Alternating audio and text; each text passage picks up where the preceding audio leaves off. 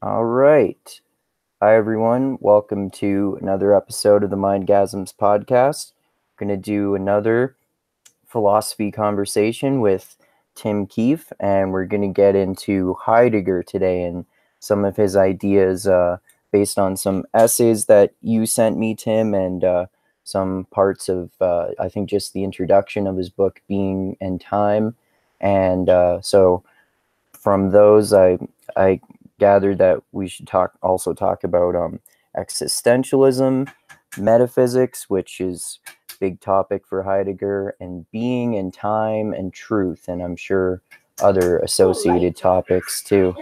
So, yeah, do you want to start off by introducing yourself there, Tim, for people who don't know you? Yeah, sure. So I'm a repeat offender now. Yeah. This is what, the fourth podcast we've done so far? I don't remember if it's the third or the fourth. It's at least the third for sure. Yeah, something like that. But this is the first one of the new year. Yes. So I can check that up box. Yeah, so my name is Tim Keefe, and so I have been on Andrew's podcast before. We've talked about a variety of different subjects, starting out with postmodernism, always a fertile topic to discuss. Maybe we could do that later on too, future ones. And you wanted me to come on because of James and the Giant podcast, the long postmodernism series I did with James. It was a 3-parter, 9 hours total. Yeah, very detailed and very educational. Yes. So my background is I was trained as an academic philosopher. I have a master's in the subject. That was several years ago, and then I decided not to do it, not to become a professional academic. But I definitely kept up my interest and my reading habits since that time. And the benefits of being an academically trained philosopher is that I can read the primary texts and I know where to go to find lots of good summaries and just that critical mindset in reading it versus an amateur who's first coming to the subject and particular thinkers for the first time. Yeah. Well, that's one thing that you're really helpful with for me, giving me tons of extremely useful recommendations for particular realms of philosophy, particular philosophers, and particular ideas that philosophers write about and discuss. That's right. And the subject it's an endlessly fascinating subject. Exactly. Yeah. I mean, so much has been written in the time that I was in grad school on a whole host of subjects. And some philosophers, in particular Heidegger, there's just mountains of research papers and books and seminars and all that has been done, which is good in a way because at the time, Heidegger was most active in the 40s, 50s, and 60s. That there weren't a whole lot of commentaries at the time. And Heidegger is a notoriously dense philosopher to get into. There was no easy way to approach him. So with all these other commentaries and seminars and the like, it's easier to approach it from an indirect perspective. I mean, you can read a summary, okay, what is Heidegger trying to say in this one particular work, and then you go read the work. So you're not completely confused as you're going through the original text, which is in translation, by the way, because Heidegger wrote in German. Very specific kind of German, but it's no substitute for the text. And really, for somebody of Heidegger's caliber, you have to sit with it for a while. Yeah, I'm sure. Yeah. Okay, so prep marks out of the way. What I wanted to discuss this time is just a collection of essays/lectures that Heidegger had focused on. Now, it said that Heidegger is notoriously difficult, and there's no easy way to approach him. Usually when somebody says, where do I go to read Heidegger? Somebody would say, you go to Being and Time. I don't necessarily think that's the best place to start because Being and Time, number one, is unfinished, and Being and Time is extremely difficult to get through if you're not prepped for it adequately. Fortunately, Heidegger left a lot of lectures, and lectures are a little easier to follow. They can be dense themselves, in particular the way he structures them. And so this is the approach that I wanted to take. I'm just going to really give a really basic overview of some of the main themes that are in Being and Time, but I wanted to save this podcast for looking at 3 particular essays in a collection entitled Pathmarks, which is published by Cambridge University Press. It's a collection of core lectures, essays over Heidegger's career. starting from around the time of being in time, slightly before, until about, I'd say, like the 60s, his later ones. Okay. Okay. So to begin with, have you read Being in Time or tried to? I just read the introduction because that's what you recommended for our conversation. Okay. So what did you divine from that, reading it? Well, What's he trying to do in Being in Time? well, I would say he's trying to. It seems like he's talking mostly about being. Like, let me see the notes that I wrote down for it here are I just wrote down a few of the quotes that sort of spoke to me based on what my interpretation is of what he's trying to talk about. And the first one is our provisional aim is the interpretation of time as the possible horizon for any understanding whatsoever of being. So it seems like the way he looks like time within the context of being is that this is like this time is basically what offers us the possibility of understanding being. Does that sound correct? Yeah, that's a literal interpretation you can approach from it, but it would be helpful to break down what he means by being and what he means by time. Those Okay. are the subjects of the book. So let's look at being first. Heidegger is most famously known for his questioning of and his reinterpretation of being, and this is being with a capital B, not a small b, Yeah. but a capital B. So the German word is sein, S-E-I-N, which incidentally is both a noun and it can be a verb. Is that similar to the word he uses often, which is Dasein, D-hyphen-S-E-I-N? That's right, but we'll get to that in a minute. Okay. So the thing about German verbs is that they're all ending in N. So sein is the verb to be. Okay. And the way, conjugations are I am, ich bin, you are, du bist, and so on. Okay, so this is all the conjugations of the verb sein. So he uses that word, and that's usually a better in going through Heidegger. It's sometimes better just to take the German instead of trying to translate it, because the words themselves could be untranslatable, since Heidegger uses them in a particular way. Okay. But being is sufficient. Now, being, the English word, that's how it is. In German, you use the infinitive sein, to be, to describe being. In French, you'd use the term être as being. It's also to be, the infinitive. And in Spanish and Italian, they have their respective infinitives too for different kinds of being. That you are as a copula, it is, or you are here at a certain state of being, state of affairs at the time. But we're focusing on German, so to be. Now, let's look at Dasein. So he comes up with the term Dasein. Now, sein, taken as being, da is an adverbial prefix. It means there, usually. In certain contexts, it could also mean here, but for all intents and purposes, it means there. So the literal translation of Dasein is there being. And Dasein itself is a noun within German that could mean existence, like everyday existence, like my existence, your existence, the existence of the United States, or the existence of Canada, or something like that. So that's one way that you can define Dasein. Make sense so far? Yeah, that makes sense. Okay. So in Heidegger's definition of it, Dasein functionally is equivalent to human being. So Dasein, the there being, is a being, not capital B, but a small b, is the being that questions the capital B being. Oh, okay. So that even just that makes more sense with some of what he says sometimes, because I bet one of the ways that I have this in common with other people when they're reading Heidegger is he starts to say sentences like, the beingness of being is the being of being, and stuff like that. Like, at first you're like, what the fuck are you talking about, dude? Yeah, well, that's the trouble. I mean, part of the problem is that when you're talking about certain philosophical concepts, you can't help but invent new terms, or using terms that are outside of the common context, just because through language you're trying to grapple with this particular subject, and ordinary language is inadequate to do so.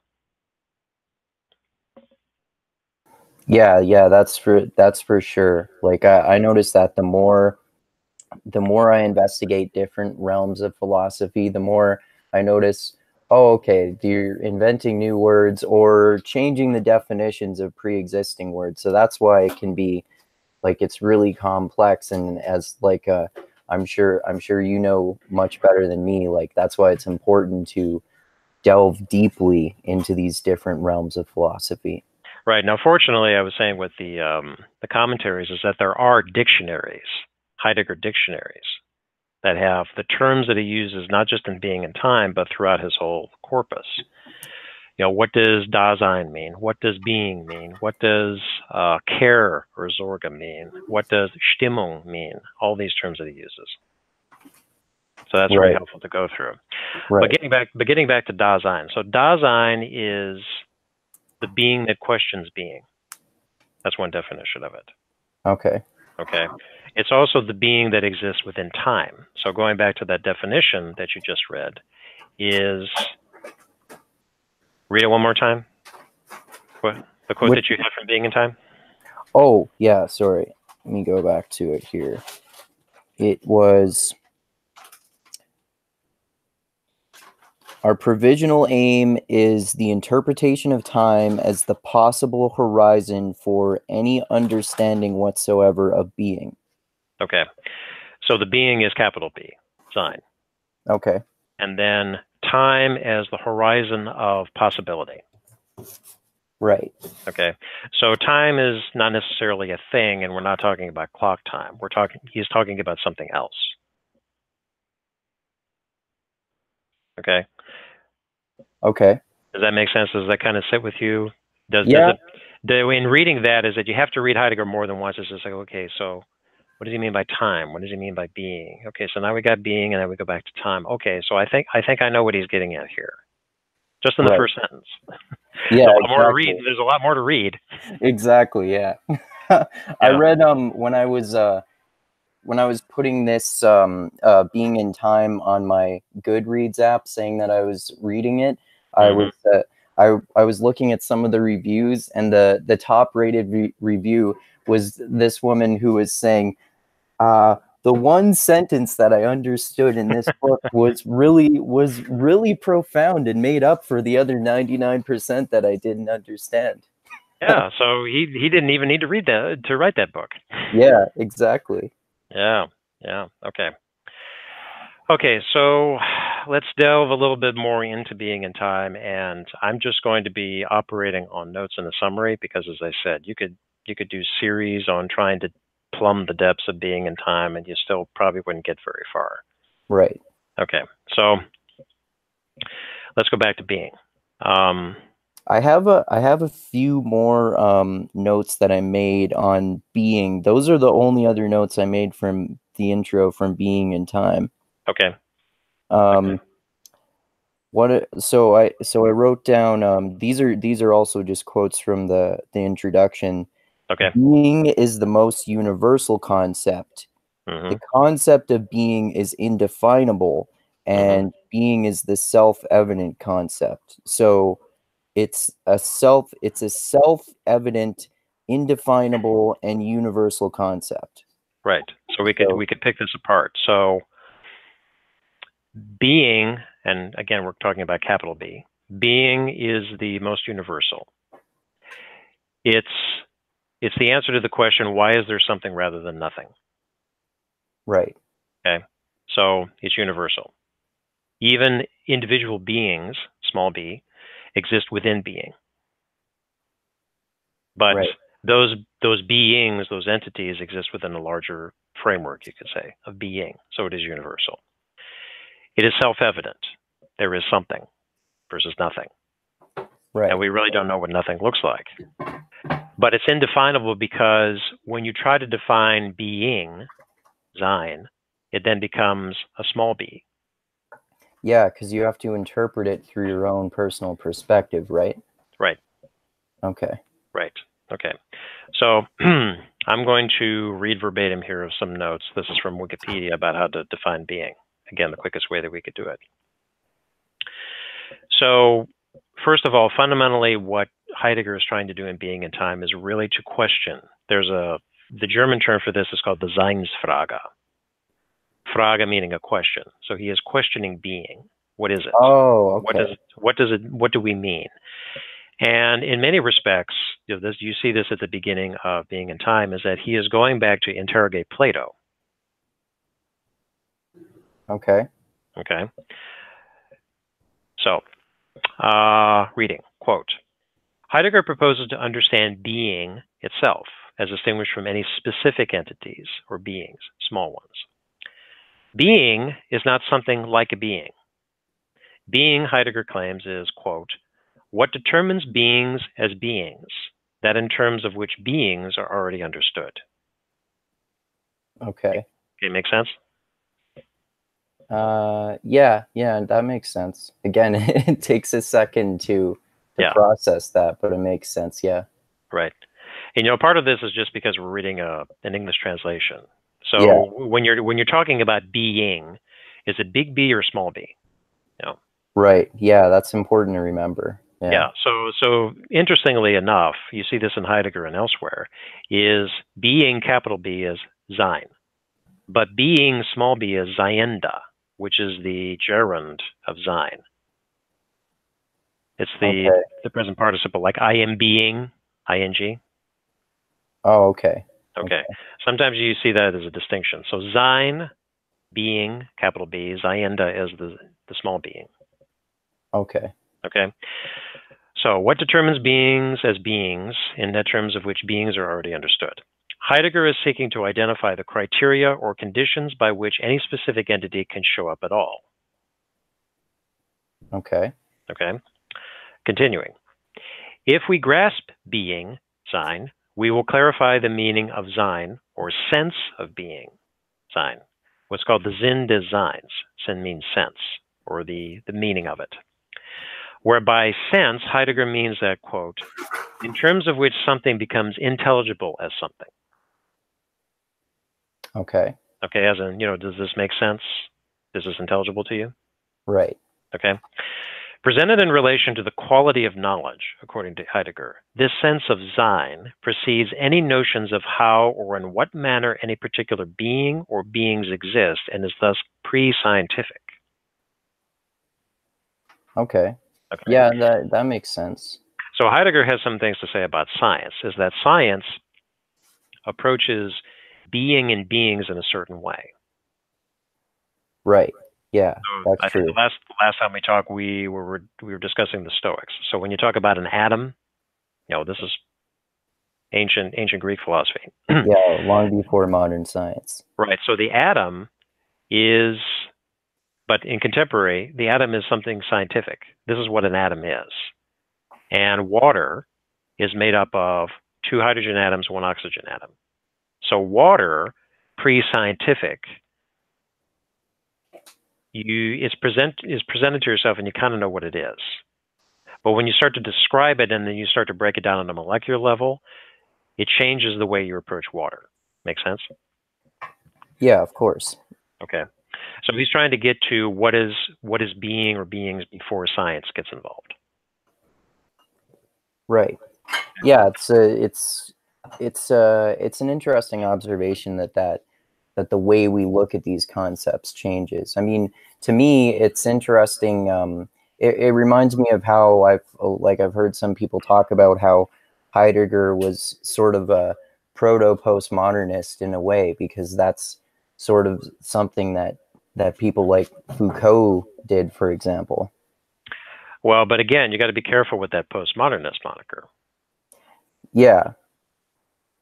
Yeah. I just mean like that it seems like he did some of it, like it seems like he did some similar intellectual practices like that one as to what some of those philosophers did. And I mean like I think we've probably even talked about before about how, I mean, even just calling someone a postmodernist, like Foucault, for example, in particular, is debatable, because I think I heard apparently that like someone asked him, whether he's a postmodernist at one point in an interview and he didn't even know what that was.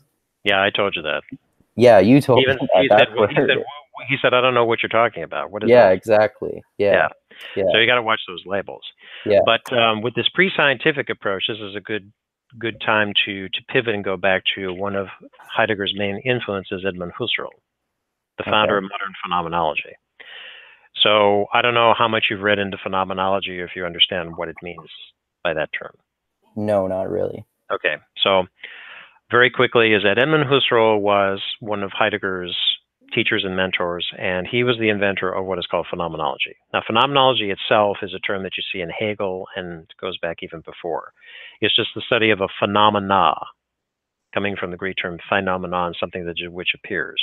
So phenomenology is the study of something that appears. But in particular with Heidegger, with Husserl, who in turn took this from Franz Brentano, who influenced him, of objects that appear to consciousness. Okay. So we are conscious beings. We are consciousness of something. We are always conscious of something. So there's a term to that called intentionality. Oh, okay. So in that context, then, is it like things in our lives and our environments that we empirically observe, and if so, is it that, or is it also like our thoughts and things that we experience mentally, or is there separation between those, or how does that work? In general, it's both. Okay. So you could be conscious, you could perceive. This is where it gets tricky, because yes, we perceive, but consciousness enters the picture. So you perceive a red apple on the table, but you're also conscious of this red apple. Right. Okay. Now you're also conscious of thoughts. Like, you've seen the red apple, but a week later you recall it in your memory. You're still conscious of this. You're not conscious of the physical object, but you're conscious of the memory of it. Right. Okay. Yeah, that makes sense. And the key characteristic of consciousness is intentionality. Consciousness is always of something. You don't have a pure consciousness. Okay. So that's it in a nutshell. So Husserl was an enormous influence on Heidegger. Now, what Heidegger is doing, as lots of commentators have pointed out in his project, is that he was influenced by phenomenology, but he got away from that. Instead of focusing on objects of consciousness, we're looking at being. Right. Okay. So his approach is very much the same, except that he's not so focused on the mental. Okay. Okay.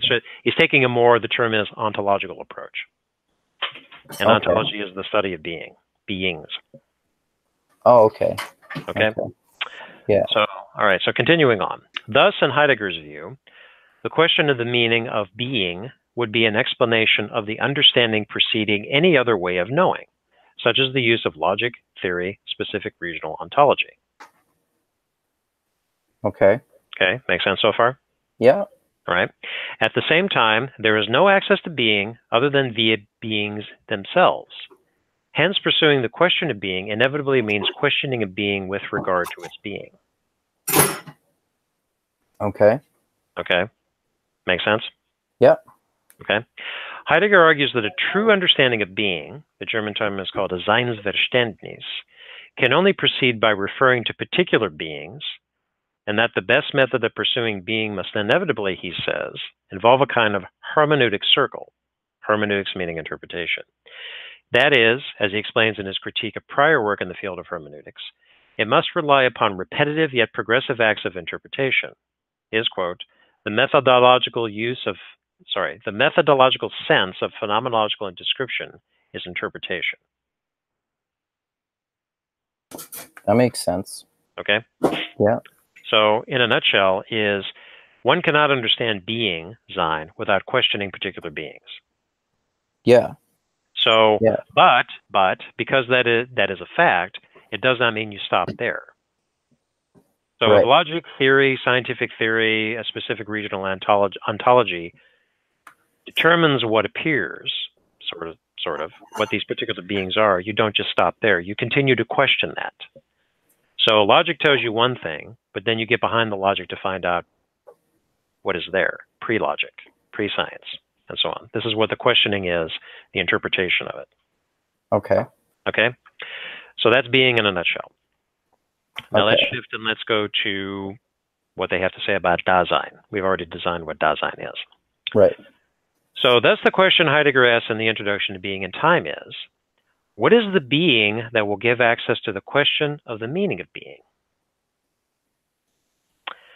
Heidegger's answer is that it can only be that being for whom the question of being is important, the being for whom being matters. This is Dasein. As this answer already indicates, the being for whom being is a question is not a what, but a who. Heidegger calls this being Dasein, an ordinary German word literally meaning being there, that is, existence.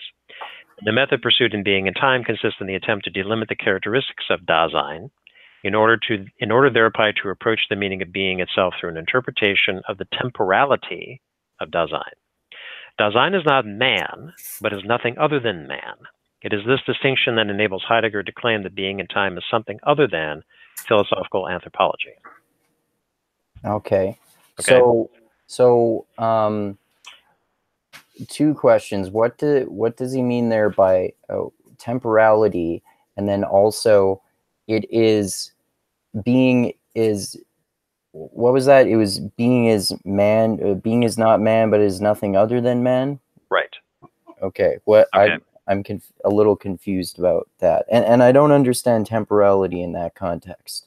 Okay, let's first get back to the definition of Dasein. So Dasein is the being for whom being matters. Okay. Okay, there is no other being for whom being is important. Okay.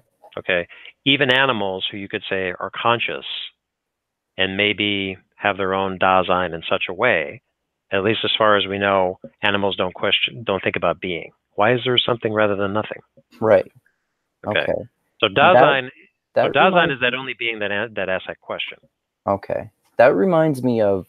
I'm sure we'll probably get more into this later, but that interview you sent me that I was watching last night with this philosopher being interviewed about Heidegger, and he was talking at one point about humanism with from the perspective of Heidegger, and that sounds like sort of a humanistic perspective on the idea of being. Would that be correct? It can be, but as we're going to see later on with the letter on humanism is, I mean, even as the paragraph said, is that Dasein is not man in quotes, but is nothing other than man. So going back to what he was saying before is about you can't ask a question about being without first going through beings. Can't ask anything about Sein without going through Ziondas. So does that mean that, like, when we're asking this question of being, it could be, it could possibly be other conscious creatures who are capable of asking that question, like aliens somewhere else in the universe or something like that? Well, not exactly. So we're talking about beings themselves. Like, let's go to that red apple. Okay. So you see the red apple on the table. You know that this exists. This red apple exists. But you're only looking at one particular being. You're not asking the question about being, why is there something rather than nothing? So why is there this apple on the table? Likely because somebody moved it there. Okay. And I can take it and I can move to another place. So that being itself is moving, and logic, a regional ontology, science, or whatever it is, can describe that being. Okay? Okay. Follow me so far? Yeah. And But you then that brings back then the distinction between being with a small b and being with a capital B, right? Right. So you can't ask the question about being with a capital B without first going through small b beings. Right. Because this is really all that we're aware of. I mean, being itself is something that, as the earlier definition says, we're kind of aware of, but you can't touch it. You can't really define it in such a way, unlike you can a small b. Right. This is a slippery concept to get your mind around. Yeah. Well, I mean, it makes sense. Like, you can understand at least based on your empirical observations, you can understand what it feels like to be a being, but you can't, like, it's much more, no one really has the answer to the question, like, what like, to what capital B being means, like what it is to be and why we are here. Like, that's one of the biggest questions in philosophy, right? That's right. And you can't, it's not easy to circumscribe being, capital B, itself. You can try, but you're going to fall short. Exactly. Yeah. Unlike if you had a small b, like the apple, where you could easily categorize it in such a way, because it's a much easier thing, loosely defined, a much easier thing to work with using those frameworks. Right. Okay. So going back to the man thing, so Dasein is the one for whom being is important. It is a man, it is human, but it's not quite human. Okay, because human itself can be defined logically, scientifically, ontologically, and so on. And that's where humanism comes in. One definition of humanism. Now, you can fast forward a bit when we talk about, when you get to Foucault, who, I covered this in the Postmodern series, is that man is the measure of all things type of thing, which emerged in the Renaissance and going through the 18th century. So then man became a subject of critical inquiry, whereas before, people never really thought about it that much. Right. Okay, so it's a subject, and that's where anthropology comes in. Right. So man is a subject of study, and is a subject of study. But Dasein is the being. It is not necessarily a man for whom being is important. Okay. But going back to that thing about being versus being is that you can't question being without going through beings.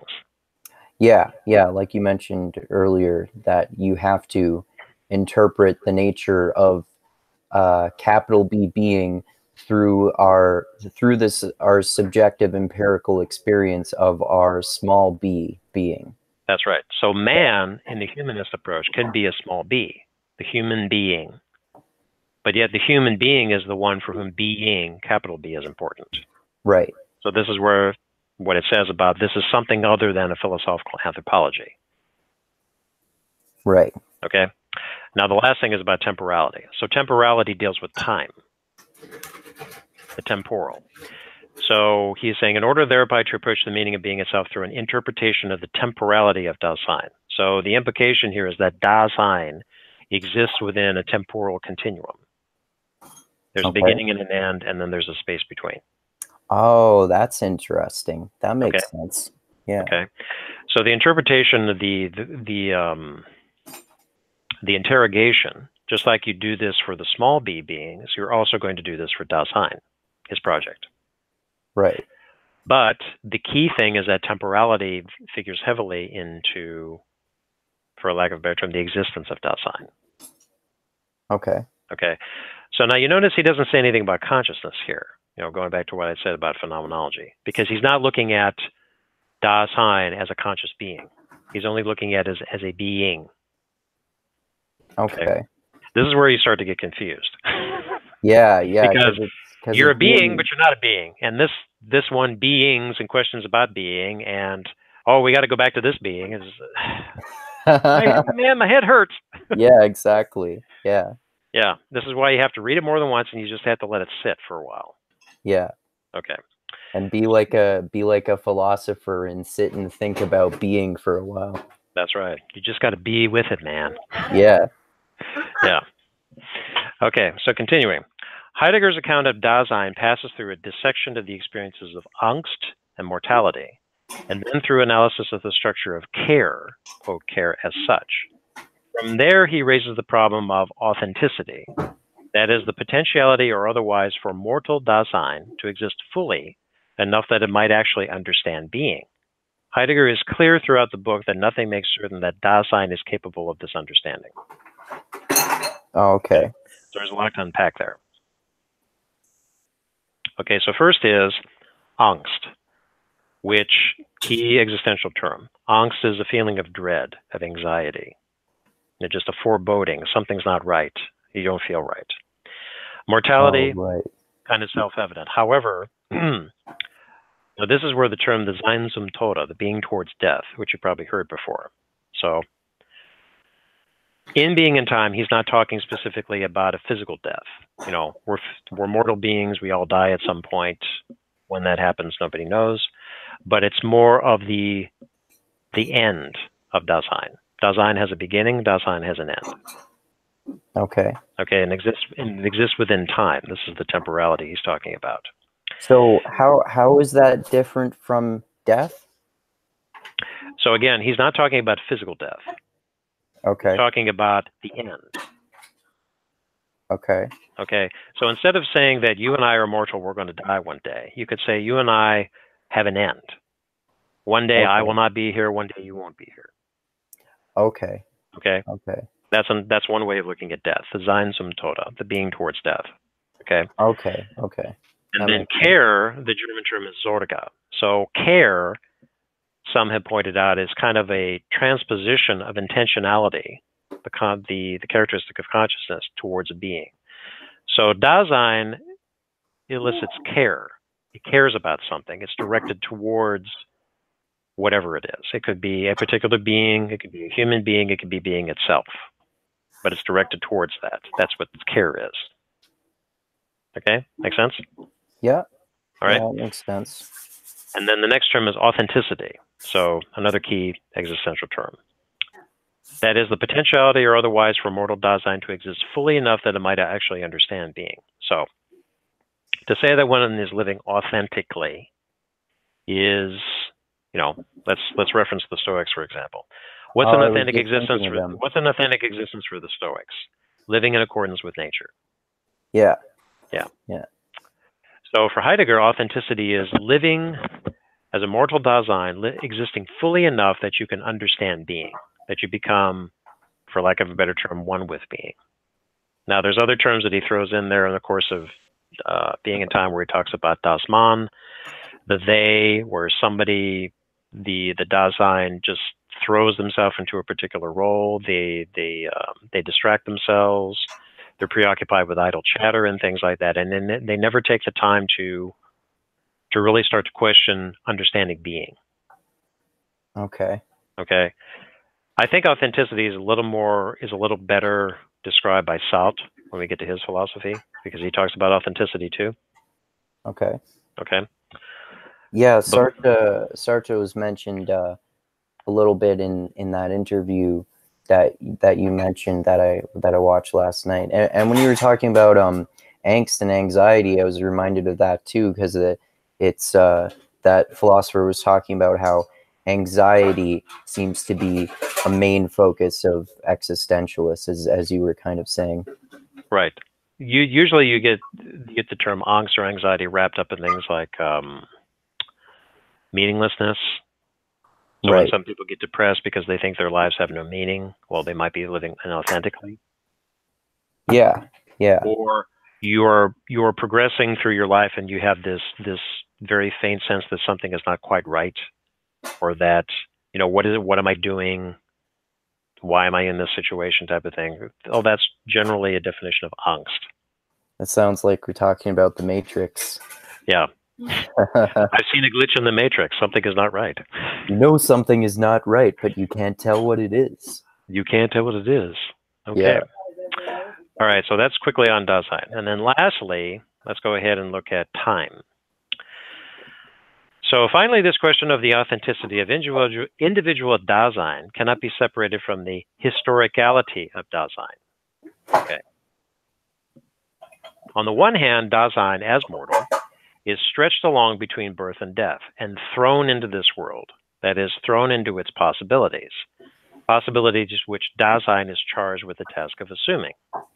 On the other hand, Dasein's access to this world and these possibilities is always via a history and a tradition. This is the question of world historicality, and among its consequences is Heidegger's argument that Dasein's potential for authenticity lies in the possibility of choosing a, quote, hero. Okay, a lot to unpack there. So we talked about Dasein, we talked about authentic Dasein. So historicality of Dasein has a history, just like an individual human being has a history. You were born on a certain day in a certain year. You were also when he talks about thrownness is you were brought into the world at a certain time and a place as a man versus a woman, as a human being versus an animal. You were born in Canada, I assume, and you lived most of your life in Canada. You were born speaking, well, you were not born, but you learned to speak English. So your world is conditioned by the English language, unless you learned another language. And you didn't make it more difficult to understand Heidegger, which was originally written in German. That's right. That's right. Yeah. You know, you didn't choose your parents. Your parents also were thrown into the world. They are Dasein as well. Blah blah blah. Okay. So to sum it up, basically, is that you're conditioned in certain ways. Now, if you were born 10 years later in India in a slum, speaking Hindi or whatever it is, your Dasein, your approach to things is going to, your possibilities even, is going to be radically different from what you have now. Yeah, for sure. That actually, this is a bit of a tangent, but that reminds me, I happened to be, when I was at a New Year's Eve party on New Year's Eve, I sort of coincidentally and unintentionally ended up ringing in the new year by debating with a creationist who was really intelligent and scientifically minded and open-minded, and he was an engineer. And one of the points I was making in terms of like what culture you're raised in is if Christianity and creationism are the answer and evolution is not the answer, then wouldn't it be the case that if you grew up in a different part of the world, or for many people in different parts of the world, you would have happened to have grown up thinking that Buddhism is the right answer, or Hinduism is the right answer, or Islam is the right answer? So like you were just saying, where you grow up influences your worldview, obviously. That's right. And he talks about possibilities. So where you are, the conditions that are upon you, and everybody is conditioned. You know, even Marx talked about this, is, I forget exactly the quotes, but he talked about man's existence is conditioned, particularly by like socioeconomic circumstances. You know, you're born poor or rich or whatever it is. Right. You know, if you were born with a life-threatening illness, like say you were born with Down syndrome, you know, that's going to condition the way that you see things. Yep. And that engenders your possibilities. It'll be possible for you to do X, Y, and Z, but not possible to do A, B, and C. Okay?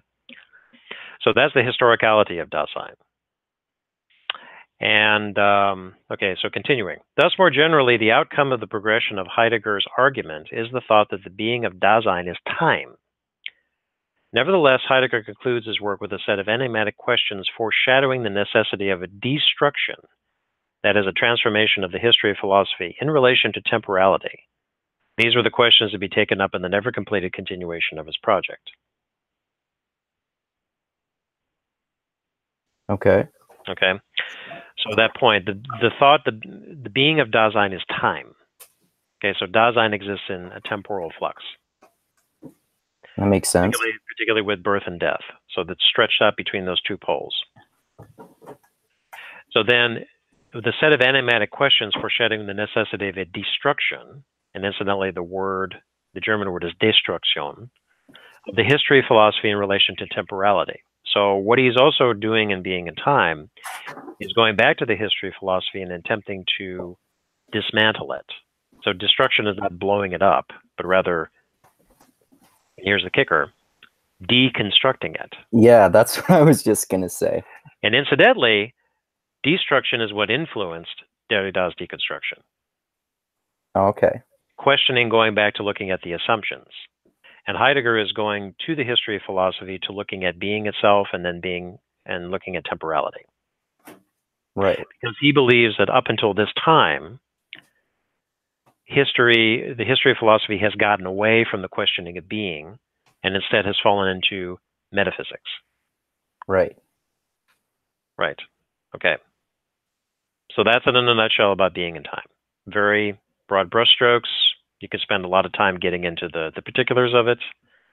Much interpretation, much ink has been spilled. We're not going to do that here. Even just with that, I'm gonna I was going to anyway, but I'm going to have to watch this again to just clarify just exactly what the different definitions are and what they mean and that kind of stuff. Right. Yeah. Have fun. Okay, so with that out of the way, let's go ahead and shift to the essays that I wanted to cover. Okay. Okay. So the first one we're going to look at is, again, the book is called Pathmarks, published by Cambridge University Press. I forget the day that it came out, but it is the essay called What is Metaphysics? Right. Okay, on page 82. So let's go ahead and read a little bit of this verbatim. Sure. In fact, I think we might be able to go through the entire essay. It's short enough. Maybe not. We could just read pieces of it. I did write down a few quotes from there, two for my notes as well. Okay, so let's start with the first paragraph. What is metaphysics? The question awakens expectations of a discussion about metaphysics. This we will forego. Instead, we will take up a particular metaphysical question.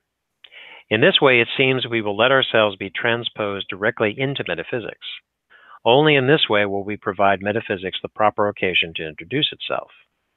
Our plan begins with the unfolding of a metaphysical inquiry, then tries to elaborate the question and concludes by answering it. Okay. Okay. So this is this sounds like how you were talking about how he views it seems anyway like how we were talking about being in time before, that he views metaphysics through the lens of the way he looks at being. Would that be accurate? Yes. The thing about metaphysics is that it focuses, at least in Heidegger's definition, it only concerns itself with small b. Okay. Okay. So if you're looking at Plato, because he targets Plato here. Yeah. You know about the forms, the ideas, capital I. So for everything that exists within the physical world, there is, to explain why is it that you have a chair or an apple, why is there many different versions of the same thing? Like, why are there many different apples? They're green, red, yellow, big, small, and so on. How is it possible that you have everything is an apple, but there are differences? And so that's where the form is. There is an ideal apple existing somewhere in another worldly realm. Right. But that's the ideal apple. Okay. So then from there, going through Aristotle all the way down to modern philosophy, like 17th, 18th century, this is where metaphysics appeared. So metaphysics is concerning with the ideal something or a universal or a particular. There's something that exists in another worldly, imperceptible realm. This is metaphysics. So Heidegger is saying that this is where Western philosophy took a wrong turn when it got involved in metaphysics. And instead, he's trying to get back to the fundamental question of being, the capital B. Right. Okay? Yeah, makes sense. Okay. So let's continue. From the point of view of sound common sense, philosophy is, in Hegel's words, quote, the inverted world. Hence, the peculiar nature of our undertaking requires a preliminary sketch. The sketch will develop out of a twofold character of metaphysical interrogation. First, every metaphysical question always encompasses the whole range of metaphysical problems. Each question is itself always the whole. Therefore, second, every metaphysical question can be asked only in such a way that the questioner as such is also there within the question, that is placed in question. From this, we can conclude that metaphysical inquiry must be posed as a whole and from the essential position of the existence, Dasein, that questions. We are questioning here and now for ourselves. Our existence in the community of researchers, teachers, and students is determined by science. What is happening to us, essentially, in the grounds of our existence when science has become our passion? Okay.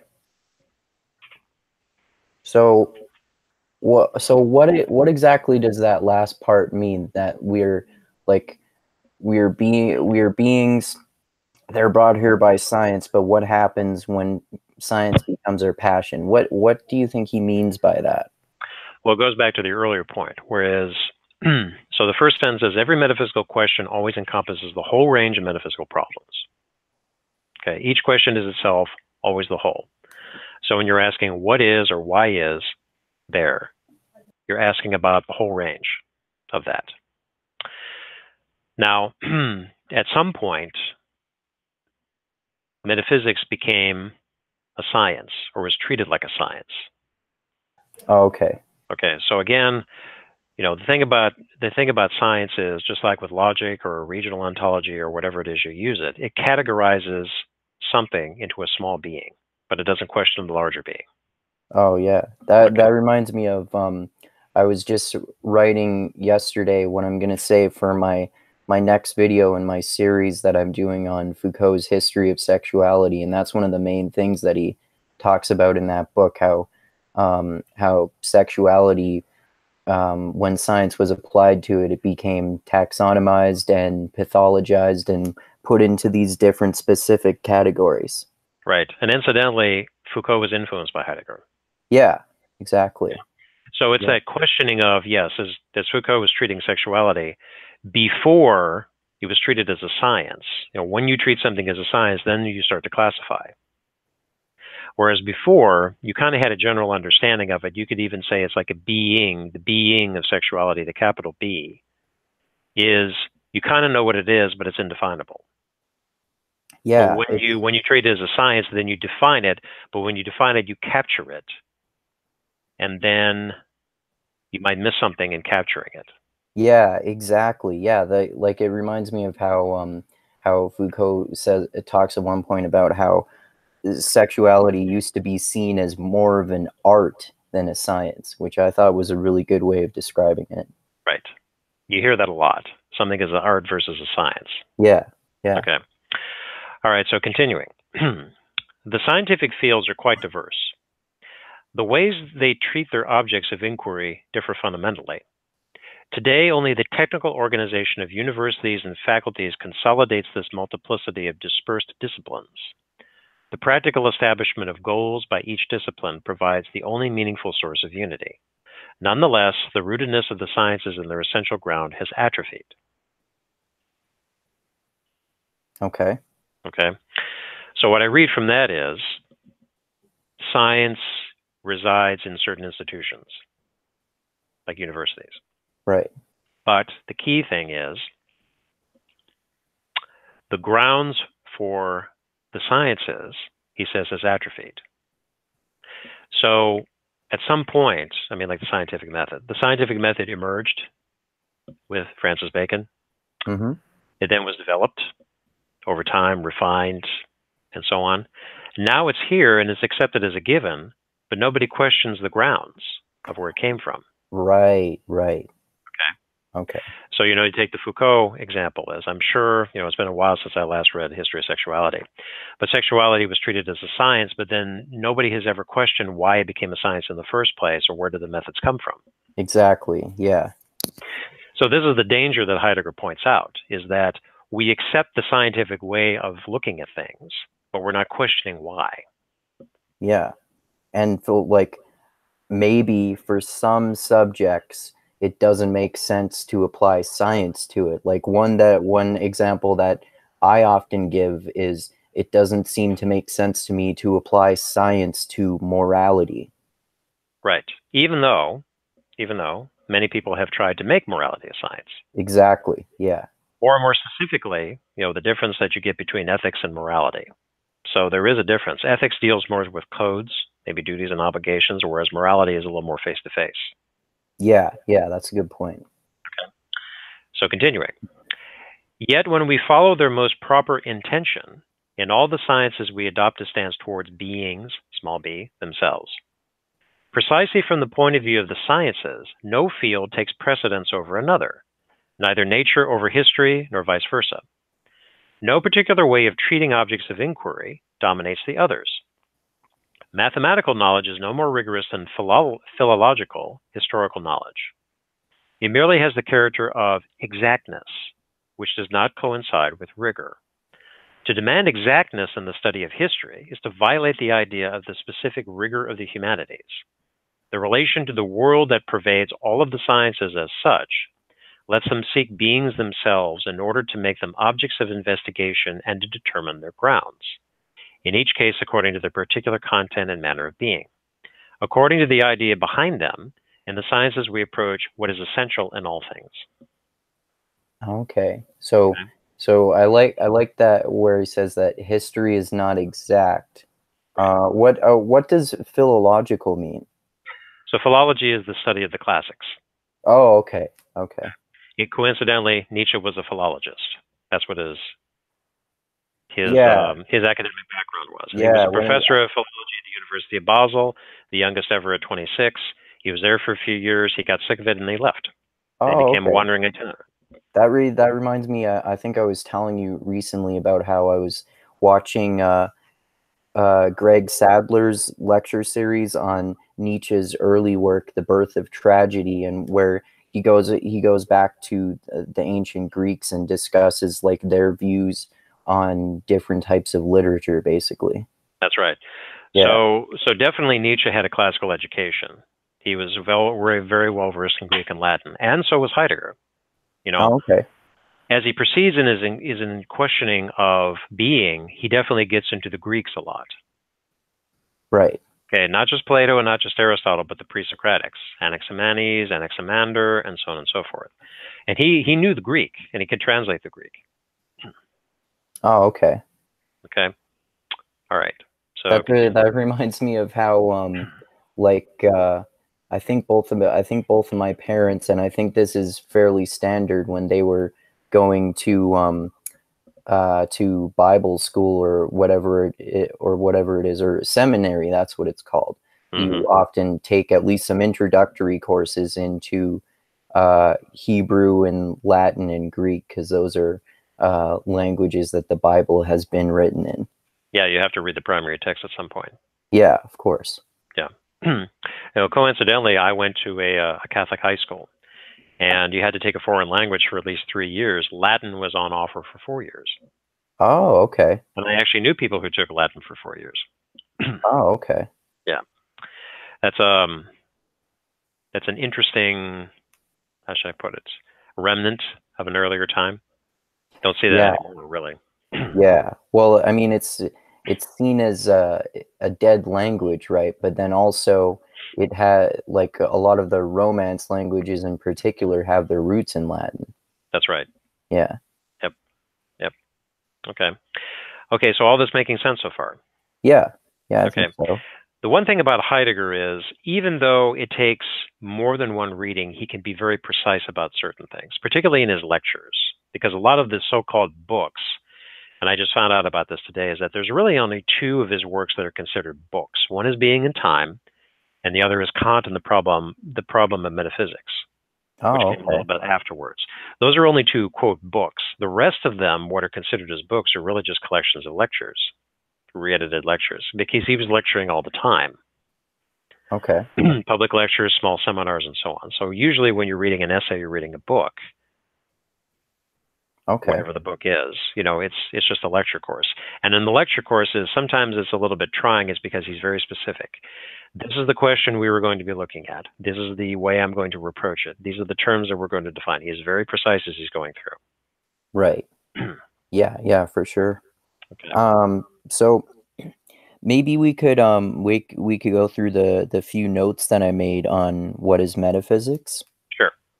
So the first one that I wrote down here is, first, every metaphysical question always encompasses the whole range of metaphysical problems. I think that's interesting, because it's more of a, he's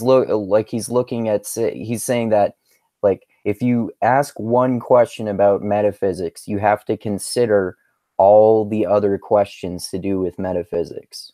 Right. We just covered that. That's in here. What is metaphysics? Yeah, exactly. Yeah. Okay.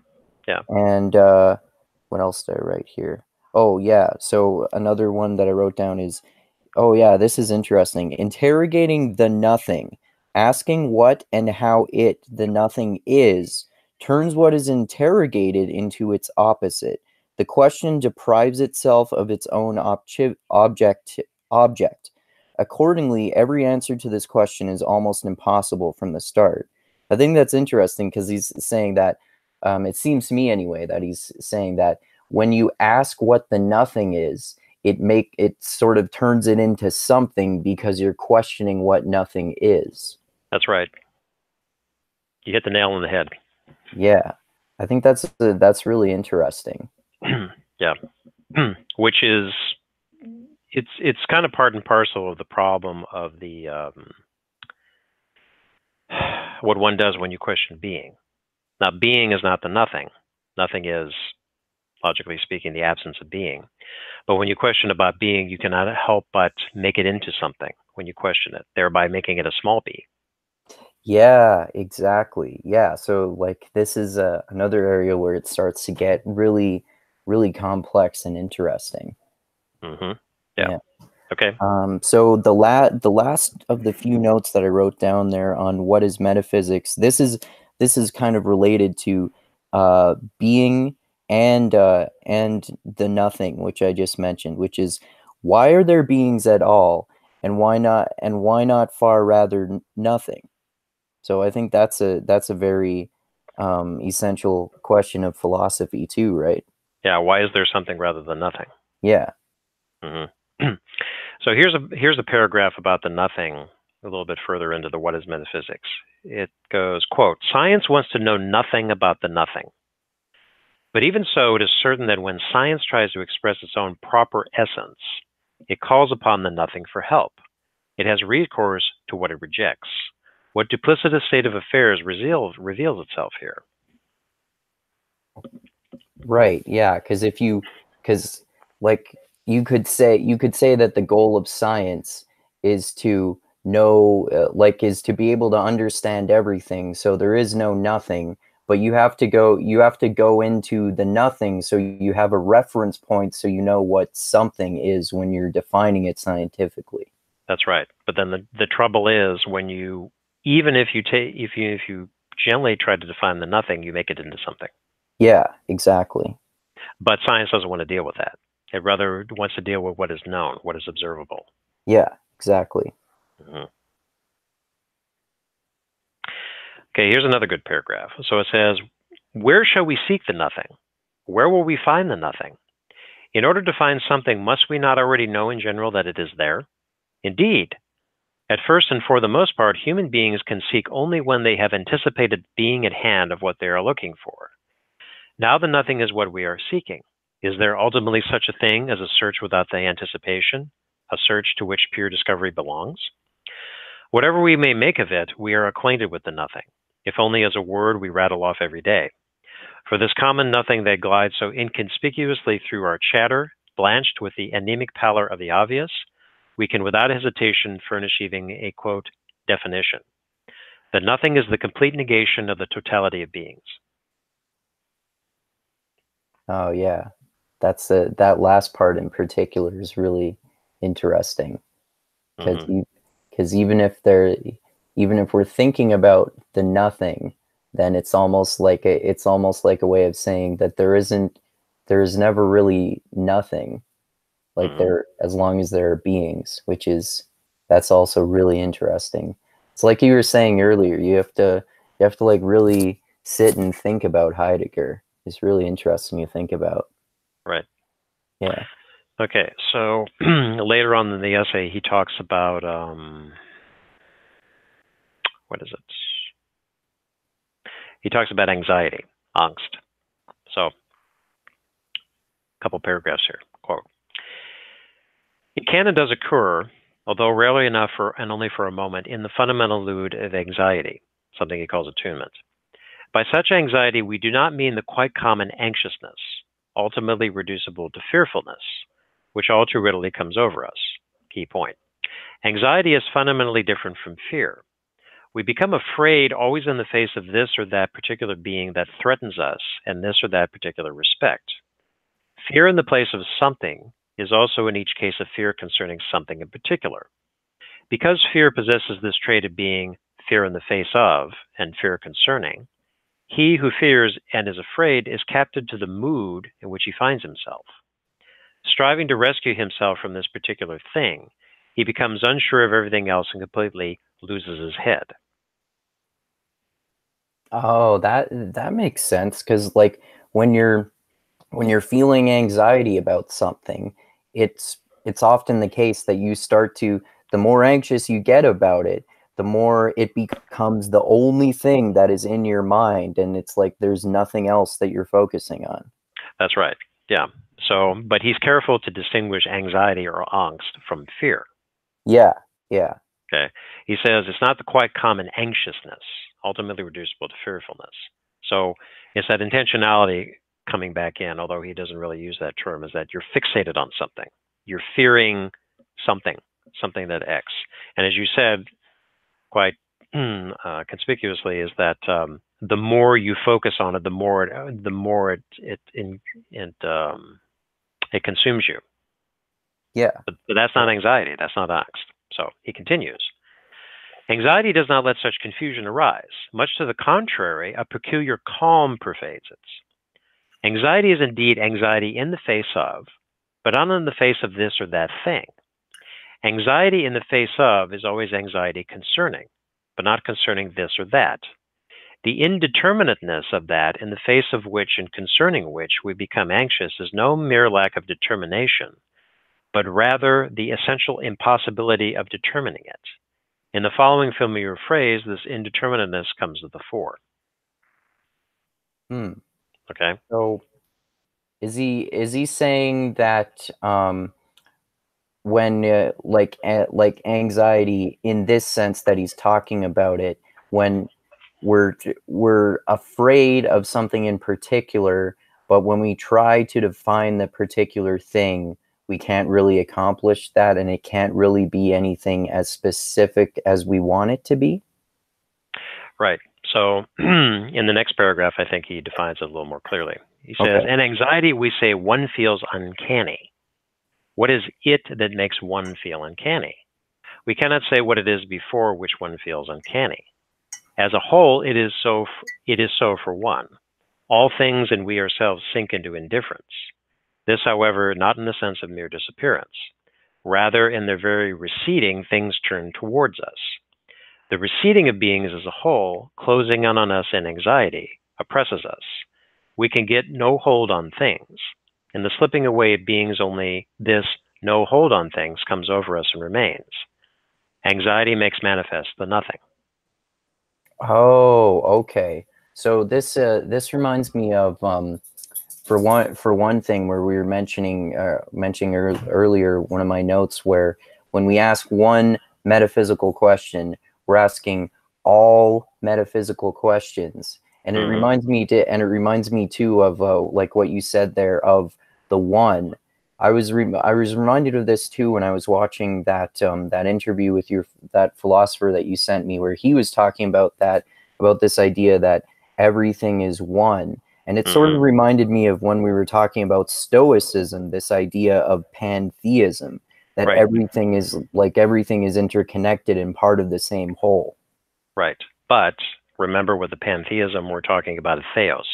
Yes, that's true, yeah. So what Heidegger is getting to here is that unlike anxiousness and fearfulness, which is directed towards something and if you're not careful will engulf you, the feeling of anxiety is that the beings, the small b, are receding away from us.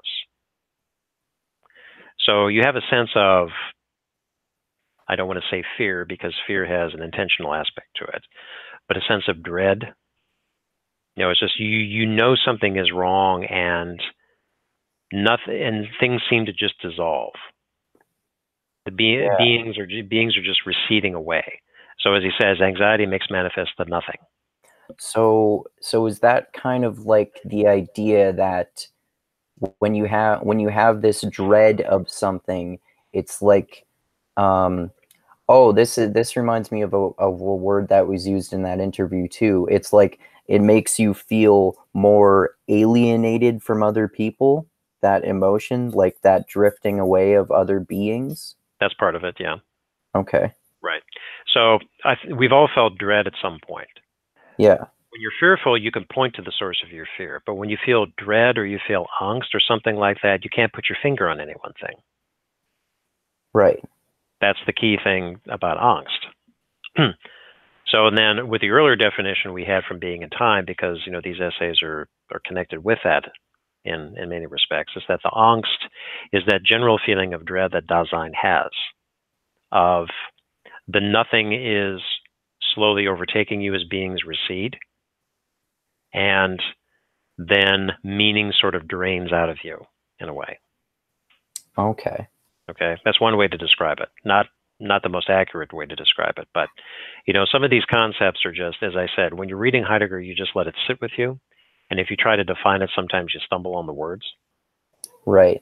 Is that with being? Yeah, I mean, everybody kind of knows that there is something. Why is there something rather than nothing? But you can't point to it without making it something as a small b. Yeah. That's the trick. Because otherwise it's not nothing. No. And if you try to point to the nothing, then it becomes something. Yeah. Okay. That's important to remember. Yeah. Okay. Let's see. So let's continue on. More discussion about the nothing. Here we go. So he's continuing to talk about the nothing. And anxiety beings as a whole become superfluous. In what sense does this happen? Beings are not annihilated by anxiety, so that nothing is left. How could they be, when anxiety finds itself precisely in utter impotence with regard to beings as a whole? Rather, the nothing makes itself known with beings and in beings expressly as a slipping away of the whole. No kind of annihilation of the whole of beings in themselves takes place in anxiety. Just as little do we pronounce a negation of beings as a whole in order to attain the nothing for the first time. Apart from the consideration that this explicit enactment of a negating assertion remains foreign to anxiety as such, we also come always too late with such a negation that should produce the nothing. The nothing rises to meet us already before that. We said it is encountered, quote, at one with beings that are slipping away as a whole. Okay.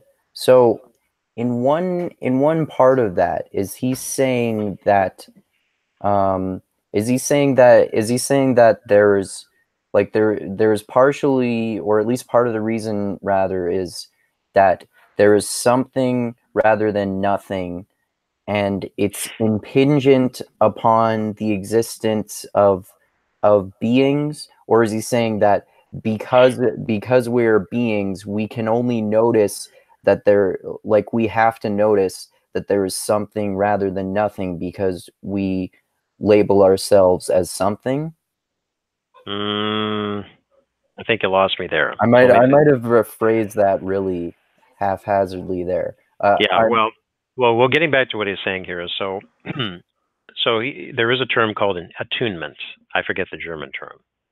When you're attuned to something, you are kind of simpatico, on the same wavelength with it. Okay.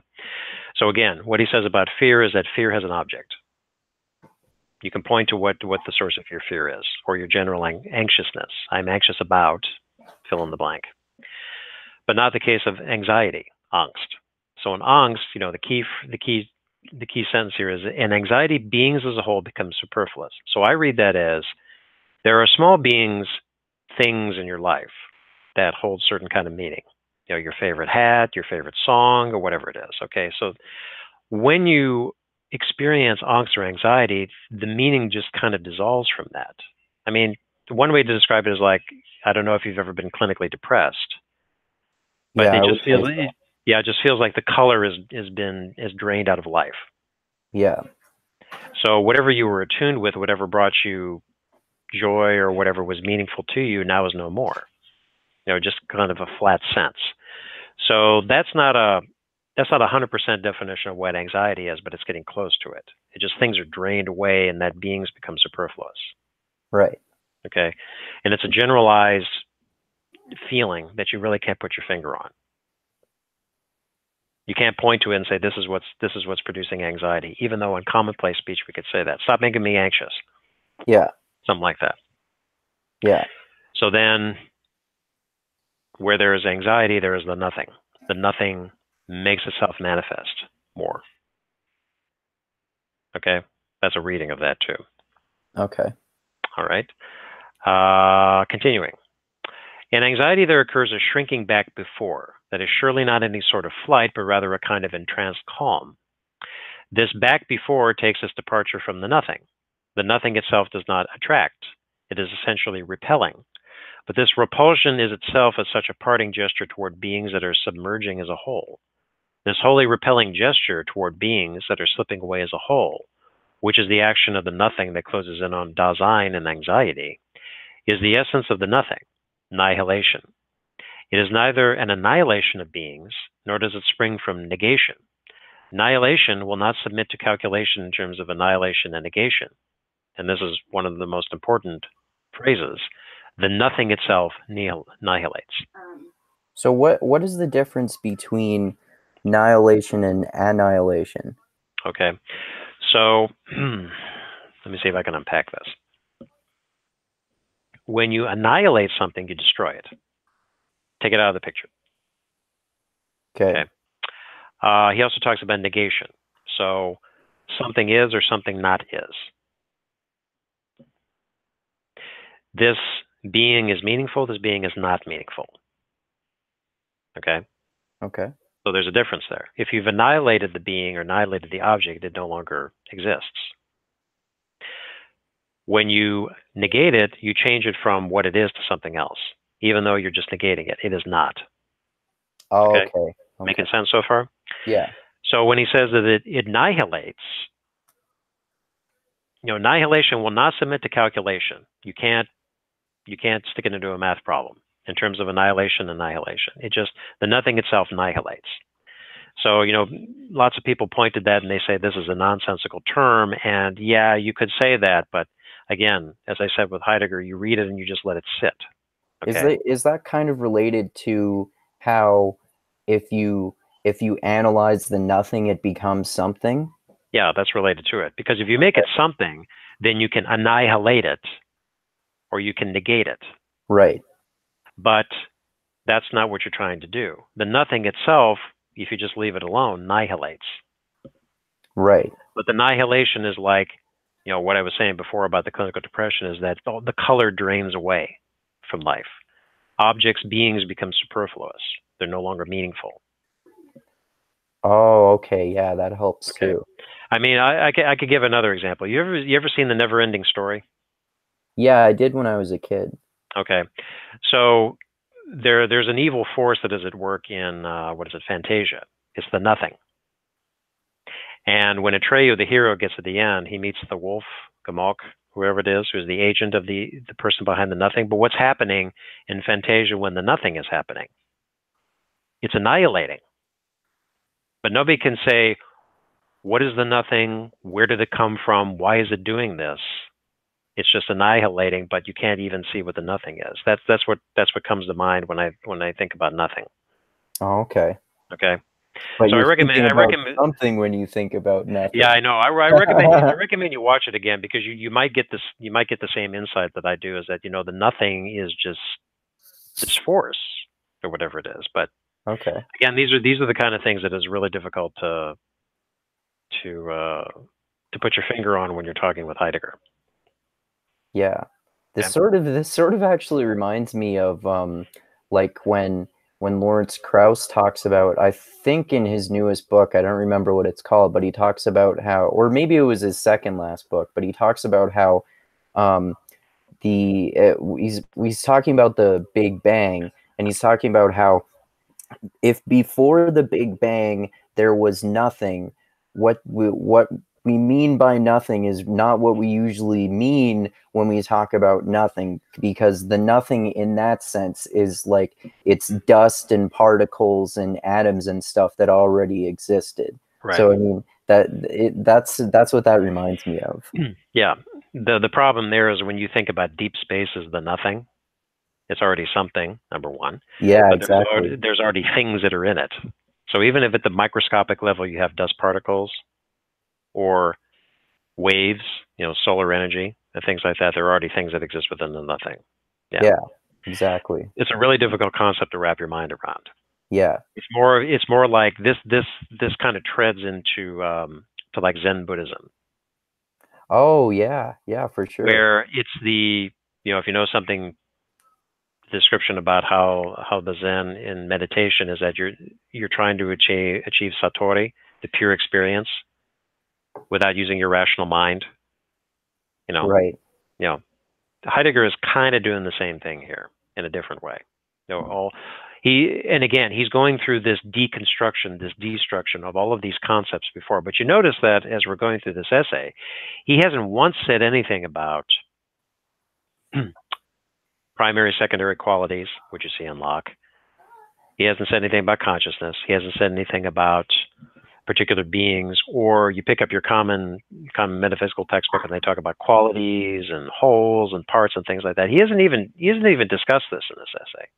It's interesting because he's so much more complex as those ways of looking at ideas in some ways, but he's still sticking to like more basic fundamentals than those. Right. Yeah. Right. Okay. And so towards the essay, a paragraph or two you like to read. So he says, human Dasein can comport itself toward beings only if it holds itself out into the nothing. Going beyond beings occurs in the essence of Dasein. But this going beyond is metaphysics itself. Aha. This implies that metaphysics belongs to the, quote, nature of the human being. It is neither a division of academic philosophy nor a field of arbitrary notions. Metaphysics is the fundamental occurrence in our Dasein. It is that Dasein itself. Because the truth of metaphysics dwells in this abyssal ground, it stands in closest proximity to the constantly lurking possibility of deepest error. For this reason, no amount of scientific rigor attains the seriousness of metaphysics. Philosophy can never be measured by the standard of the idea of science. Key phrase. Oh, I like that. Now, maybe at some point we could do a podcast or two on analytic philosophy. Yeah, you suggested that. That's probably a good idea. I think that would be a good one. So that last sentence, philosophy can never be measured by the standard of the idea of science, is exactly what early analytic philosophers were trying to do, particularly with the Vienna Circle and the verificationist principle. They were trying to make philosophy into a science. Oh, okay. Okay. Which can't really be done because you don't do philosophical experiments in the same way that you do scientific experiments. Right. Right. Okay. So in the last paragraph, as long as human beings exist, philosophizing of some sort occurs.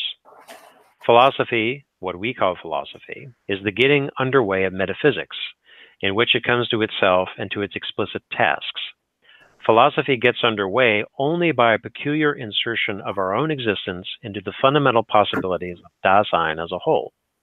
For this insertion, it is of decisive importance. First, that we allow space for beings as a whole. Second, that we release ourselves into the nothing. That is to say, that we liberate ourselves from those idols everyone has and to which they are wont to go cringing. And finally, that we let the sweep of our suspense take its full course, so that it swings back into the fundamental question of metaphysics that the nothing itself compels.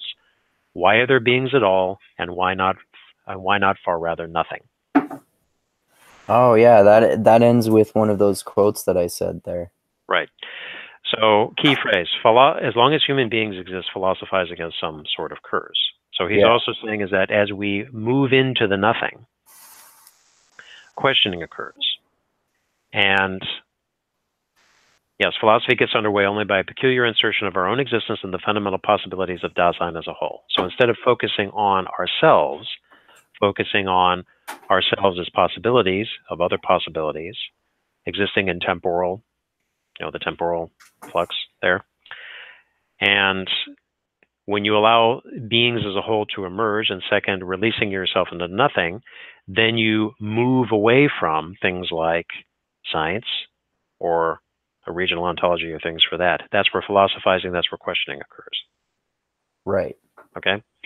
And that ends the essay. So that is, what is metaphysics? Okay. Questions, comments, complaints? No, not anymore that I can think of off the top of my head, but that helps that helps illuminate it a lot more, all of what you explained there. Okay, so that's a key essay. And with that, let's go to another one of the selections in the book, Pathmarks. So this is on page 231. It is titled Postscript to What is Metaphysics? So what is metaphysics is the name of a lecture course that Heidegger gave after being in time, in which he's trying to get more into the question of what is metaphysics itself, is metaphysics a science, what does it entail, and so on. And we're not going to go through the whole book here, but definitely in there he gets more into the Greeks and their definitions of what being is. Going way back to even before Plato, questioning the nature of being. Okay. Did you take any notes on this one? I don't think I wrote any down for that one. No, that's the only one that I didn't. Okay. So I'll start with the first paragraph, which is a long one, but it's chock full of excellent commentary. So Heidegger says, the question, what is metaphysics, remains a question. For those who stay with the question, the following postscript is a more originary forward. The question, what is metaphysics, questions beyond metaphysics. It springs from a thinking that has already entered into the overcoming of metaphysics. It belongs to the essence of such transitions that, within certain limits, they must continue to speak the language of that which they help overcome. The special occasion on which the question concerning the essence of metaphysics is discussed should not mislead us into the opinion that such questioning must necessarily take its point of departure from the sciences. Modern research, with its different ways of representing beings and its different means of producing them, has assumed the fundamental trait of that truth which characterizes all beings by the will to will, itself prefigured by the appearance of the, quote, will to power, Nietzsche. Understood as a fundamental trait of the beingness of beings, there's that term, beingness, will is the equating of beings with the actual, in such a way that the actuality of the actual comes to power in the unconditional attainability of pervasive objectification. Does your head hurt now? Modern science neither serves as a purpose first assigned to it, nor does it seek a, quote, truth in itself. As a way of objectifying beings in a calculative manner, modern science is a condition posited by the will to will itself, through which the will to will secures the dominance of its essence. However, because all objectification of beings is preoccupied with procuring and securing beings, and obtains from beings the possibilities of its own continuation, this objectification keeps to beings and even considers beings to be being. All comportment toward beings thus attests to a knowledge of being, yet at the same time to an inability to stand of its own accord within the law of truth and this knowledge. The truth is a truth about beings. Metaphysics is the history of this truth. Okay, let me stop there because my head hurts. Yeah, so okay, so let me see. So there were a lot of questions that I just thought of when you were reading that. So okay. Is he saying that the question of metaphysics cannot be answered by science?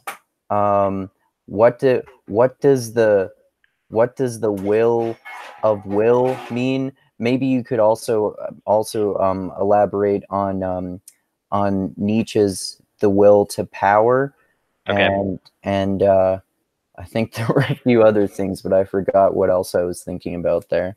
Okay, so let me go back through it, carefully picking out some things.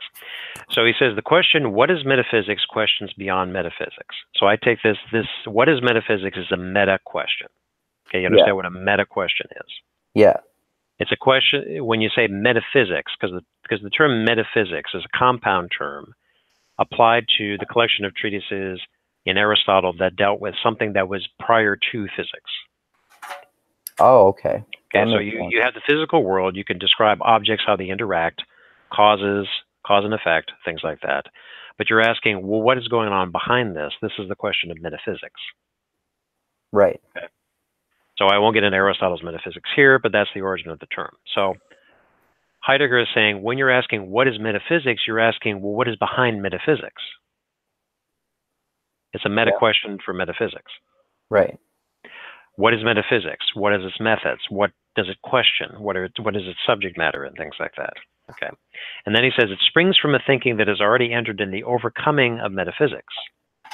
It belongs to the essence of such transitions that within certain limits they must continue to speak the language of that which they help overcome. So when you're asking a question about metaphysics, you're operating within the language of metaphysics itself. When you question a cause, what is a cause? Okay, so you can have a definition of a cause. What is an effect? You have a definition of an effect. And when you ask those questions, you are still working within the definition of the language of defining a cause and effect. Make sense? Okay. Yeah, that seems like a fairly common point to bring up with many philosophers, that there are always limits of language. That's right. There's a limits of language, for sure. Yeah. Okay, so then he says later, modern research, with its different ways of representing beings, small b, and its different means of producing them, has assumed the fundamental trait of that truth which characterizes all beings by the will to will, itself prefigured by the appearance of the will to power. Okay, so one of Nietzsche's last books, which was not finished by him, but rather a collection of his sister, is called The Will to Power. Oh yeah, I've heard of that book. That his sister was a big fan of Hitler, and she kind of finished it in a way to help Hitler in his speeches because she was a huge fan of him or something like that. Possibly. I mean, I'm a little fuzzy on the details there. In fact, I have The Will to Power right on my shelf, and I need to get around to reading it again. Oh. But anyways, so just a little bit of the background. Nietzsche was very taken by Schopenhauer when he was younger. And the thing about Schopenhauer is he called it the will. Okay, the will is this underlying substance or force, you could say, of which human beings are slaves to. It is the will to continue existence, even though existence is kind of, not great at times. So this was a sort of metaphysical principle that existed in Schopenhauer. So Nietzsche was against Schopenhauer in his pessimism, but yet he took that concept of the will and he changed it into the will to power. So yes, there is something that we call the will. It is the will to exert a force or control on something, more or less. That's what the will to power is. Okay. Okay. So it sounds like with Nietzsche rejecting Schopenhauer there, it reminds me of like the idea of existentialism in general, and Nietzsche's Thus Spoke Zarathustra, which is like it's that, yes, you could take the pessimistic perspective. Yes, there are many bad aspects of the world, and maybe there is no meaning to life, but that means, but rather than going into pessimism with that realization, we can use that as a way of saying, okay, well, that means we can choose any meaning to life that we want. So like for me, for example, I'm not sure if I would say it's the meaning of life, but a primary thing that I care about is my creative expression. And like for someone else, it could be a wide variety of things. Like it could be, I don't know, it could be like being an Olympic figure skater or something like that. Right. So yes, Nietzsche rejected Schopenhauer's pessimism. It is one way to look at the world, but Nietzsche rejected that to choose instead of a yes saying to life, yay saying. Yeah. This is where like a lot of people misinterpret, in my opinion, Nietzsche as being a nihilist, where he seems like much more of an existentialist. Right. And, maybe in another podcast, one of the other essays that I would like to cover, which is in a separate collection called Off the Beaten Track, where Heidegger is discussing God is dead. That particular phrase in Nietzsche. Oh, yeah, you mentioned that one to me. That would be interesting to get into, yeah. We won't cover that this time. We'll save it for another time. Okay. So back to the modern research. Different ways of representing beings characterizes all beings by the will to will, itself prefigured by the wills of the will to power. Understood as a fundamental trait of the beingness of beings, will is the equating of beings with the actual, in such a way that the actuality of the actual comes to power in the unconditional attainability of pervasive objectification. So I take that to mean modern research in science makes beings into objects. Behind that is a will to power. Oh, you got your audio got cut off for me for about 10 seconds there. Okay, let me repeat. So modern research in science is concerned with objectification of beings, small b. And behind that is a will to power of objectification. That's what I interpret Heidegger saying here. Make sense? Yeah. So you're bringing beings to making them manifest, bringing them into existence, we'll say, from a will to objectify them. Okay. But there is a will to power behind this in the Nietzschean sense, is because you wish to objectify them to control them. Okay. Okay? Yeah.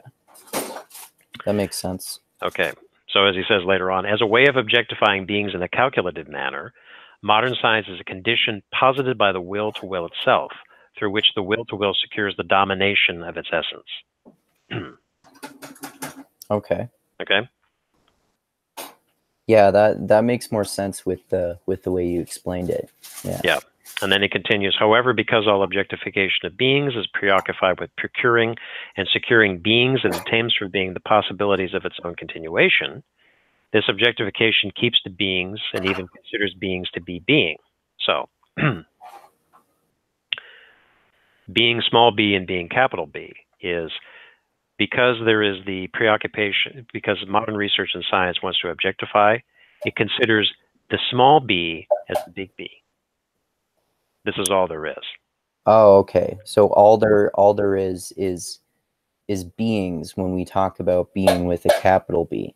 That's right. So it's confusing, and this is a term that I forgot to bring up earlier that commentators have used to describe this difference. It's called the ontic ontological difference. Okay?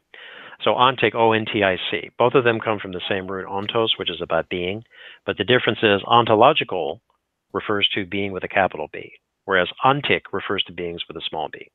Oh, okay. Okay. I should have brought that up earlier. That's a helpful distinction. Yeah. So again, as he's saying that modern science, because it has the will to objectify, it then moves from the ontological to the ontic, and then takes the ontic as the ontological. Make sense? Oh, okay. Yeah, that makes sense. So, think of your average scientist. All that exists is what can be observed. Right. So it's all empiricism. Well, some of it can be empiricism, but some of it could also be somewhat abstract entities. Like when you're talking about mathematics. Yeah, there are some who say that there are realists about mathematics, that there are actual things that mathematics talks about. Yeah. And others that are more anomalous to saying that no, math is just a way to describe relationships between things. It's an abstraction from that. Yeah. You got two things, you add them to two other things, but you're still talking about things. Yeah. And then like you said, there are some people who say that like math is inlaid into the very existence of the universe. Right. Yeah. Okay. So let's go back here. All right, so resuming. Metaphysics is the history of this truth. It says that beings are in bringing to a concept the beingness of beings. Here we go again. In the beingness of beings, metaphysics thinks being, yet without being able to ponder the truth of being in the manner of its own thinking. Metaphysics everywhere moves in the realm of the truth of being, which truth, metaphysically speaking, remains its unknown and ungrounded ground. Granted, however, that not only do beings stem from being, but that being too, in a still more originary manner, itself rests within its own truth, and that the truth of being unfolds in its essence as the being of truth. Then it is necessary to ask what metaphysics is in its ground. This questioning must think metaphysically and at the same time think out of the grounds of metaphysics, that is, in a manner that is no longer metaphysical. Such questioning remains ambivalent in an essential sense. Yeah, that's there's a lot that's confusing to me there, like the beingness of being, and metaphysical thinks being into being, or something like that. And yeah, that's I'm confused. Yeah, okay, let's go through them again very purposefully. So in the beingness of beings, metaphysics thinks being, yet without being able to ponder the truth of being in the manner of its own thinking. So I take that to mean is that metaphysics is focusing on the ontic, but not questioning its ground. Okay. So metaphysics is kind of running parallel to science in a way, because metaphysics is focusing on the ontic. Okay. Okay. But metaphysics is also confusing, as is science, the ontic with the ontological. Right. Okay. Right. Even though the expressed purpose of metaphysics is to get to the behind of the physical world. Okay. But when you're talking about metaphysics and things like ground, cause, effect, things like that, you're still dealing with beings. You know, the beingness of the cause, the beingness of the effect. Oh, okay. So we're trying to get beyond our perspective as beings, but we can't do that, even though that's what we're trying to do when we investigate metaphysics. That's right. Metaphysics is to try to explain the physical world, providing the undergirding of it. But what undergirds metaphysics? So then again, what Heidegger is trying to do in his project is to deconstruct metaphysics. Okay. Because Western philosophy went off the rails from around the time of Plato, when it concerned itself with metaphysics, the ontic, in some otherworldly realm. Right. But it got away from questioning what is being and why is there something rather than nothing. Yeah. Because think about it. If you're a metaphysician, you're preoccupied with explaining what the natural world is like. Yeah. But how often does that metaphysician actually ask, well, what's the grounding of this? Exactly. Yeah. And like you said, like metaphysics got off the rails, like, well, Western philosophy got off the rails. Yeah, Western philosophy got off the rails, like to the point where there was one point in history when philosophers were debating about how many angels could dance on the head of a pin and stuff like that. Right. Yeah. Something like that. Okay. So, make sense so far? Yeah, that makes a lot more sense. With Heidegger requires very patient reading. Yeah. And it's okay if you got this look like, huh, on your face as you're reading it. Yeah, I definitely do a few times. Yeah. Okay. So let's see. So he talks about anxiety again. I think we covered that. Really posted. Okay. So here's a good section. He's talking about logic.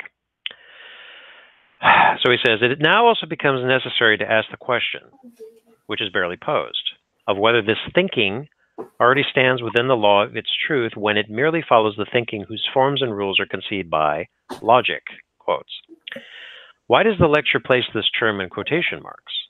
So as to indicate that logic is only one interpretation of the essence of thinking? Indeed, the one that, as its very name shows, rests upon the experience of being attained in Greek thought, meaning logic comes from the logos. The suspicion regarding logic, whose consequential development degenerates into logistics, springs from a knowledge belonging to that thinking which finds its source in the experience of the truth of being, but not in contemplating the objectivity of beings. Is that my coffee? Exact thinking is neither the most rigorous thinking, if rigor indeed receives its essence from the kind of rigorous effort whereby knowledge in each case maintains itself within a relation to what is essential in beings. Exact thinking merely binds itself to the calculation of beings and serves this end exclusively. Okay. You confused? Yeah, like the Like, I'm a little confused in what he says about the essence of being there. Okay, so let's go through it slowly. Okay, so he's focusing on logic here. Now, he is associating logic with a certain kind of thinking, okay, which, as is the case with metaphysics, was what happened to Western philosophy from around the time of Plato and Aristotle, particularly with Aristotle, because Aristotle was the inventor of philosophical logic, the syllogism, and so on. Okay. Okay, so this was a particular way of thinking. Premise, conclusions, negation, law of excluded middle, all of this stuff. Right. Which then in turn ties into metaphysics, because with the law of the law of identity is something cannot be one and the same thing at the same time. It either is A or B. Can't be A or B at the same time. Right. Okay. It's something I think I might be remembering you going through this with James when you talked to him. It's something like something cannot be both A something cannot be both A and B, and it's something about how if something is A, then it cannot be not A, or something like that, right? Something like that, yeah. Yeah. We're getting into more core logic there, which I'm gonna leave for this time. Sure. Good idea. So yeah, but what he's getting at is he's criticizing logical thinking ratiocination. That's right. the word you could use there. So, like, analyzing metaphysics from the perspective of logic doesn't necessarily make sense. Well, just the way of thinking, because, as he was saying about scientific research, is it objectifies beings. It focuses on the ontic at the expense of the ontological. Right, right. That's modern science, what it does. Now, logic is kind of in the same camp, because logic is the grounding, you could say, of metaphysics, but is a certain way of thinking. Okay. It also is prioritizing kind of the ontic over the ontological, because it doesn't really ask about being, at least at the time with Aristotle. Now, later on, you can get in things like modal logic, which talks about necessity and contingency and things like that, but that didn't come until later on in the 20th century. Actually, it came a little bit before with, did it start with the Stoics? Yes, it did start with the Stoics. The Stoics talked about necessity and contingency. Yeah. Yeah, but that's a separate topic. So he's saying, so as to indicate that logic is only one interpretation of the essence of thinking, key term, indeed the one that, as its very name shows, rests upon the experience of being attained in Greek thought. Okay, so the Greeks had come up with logic. This is the essence of thinking as it is according to the Greeks. But the suspicion regarding logic, whose consequential development degenerates into logistics, which is not transportation and things like that, but calculative type of logic, like symbolic logic. Did you ever study that? No, not really, but I think I know what you mean. Yeah, it's more of a mathematical type of logic, mathematical thinking. Oh, yeah, I think this is another thing that you were talking about with James, where he was talking about how when he was taking philosophy in school, logic was the most difficult course he took, because at first he was thinking, okay, I can understand a logical argument like this, therefore this, and so on and so forth. But then it's like you go into, okay, now draw it and put it into a mathematical formula. Yeah, that's when I was an undergraduate and as a grad student, I had courses in symbolic logic, and if you've ever taken geometry, did you ever take geometry in school?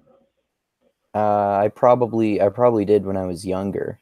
Okay, so Yeah. So I took geometry in high school, and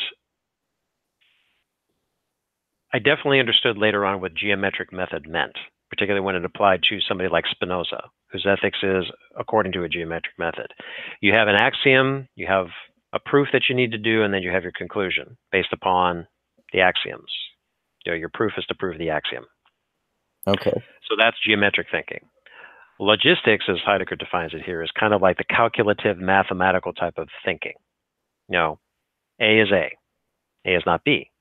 Oh, okay. A cannot be at the same time. And then you You fast forward to symbolic logic, which is fun when you play around with the proofs because you're dealing in something very abstract. But that's also a certain way of thinking. Right. Okay. Or even taking it one step further is when you're dealing with computers, ones and zeros.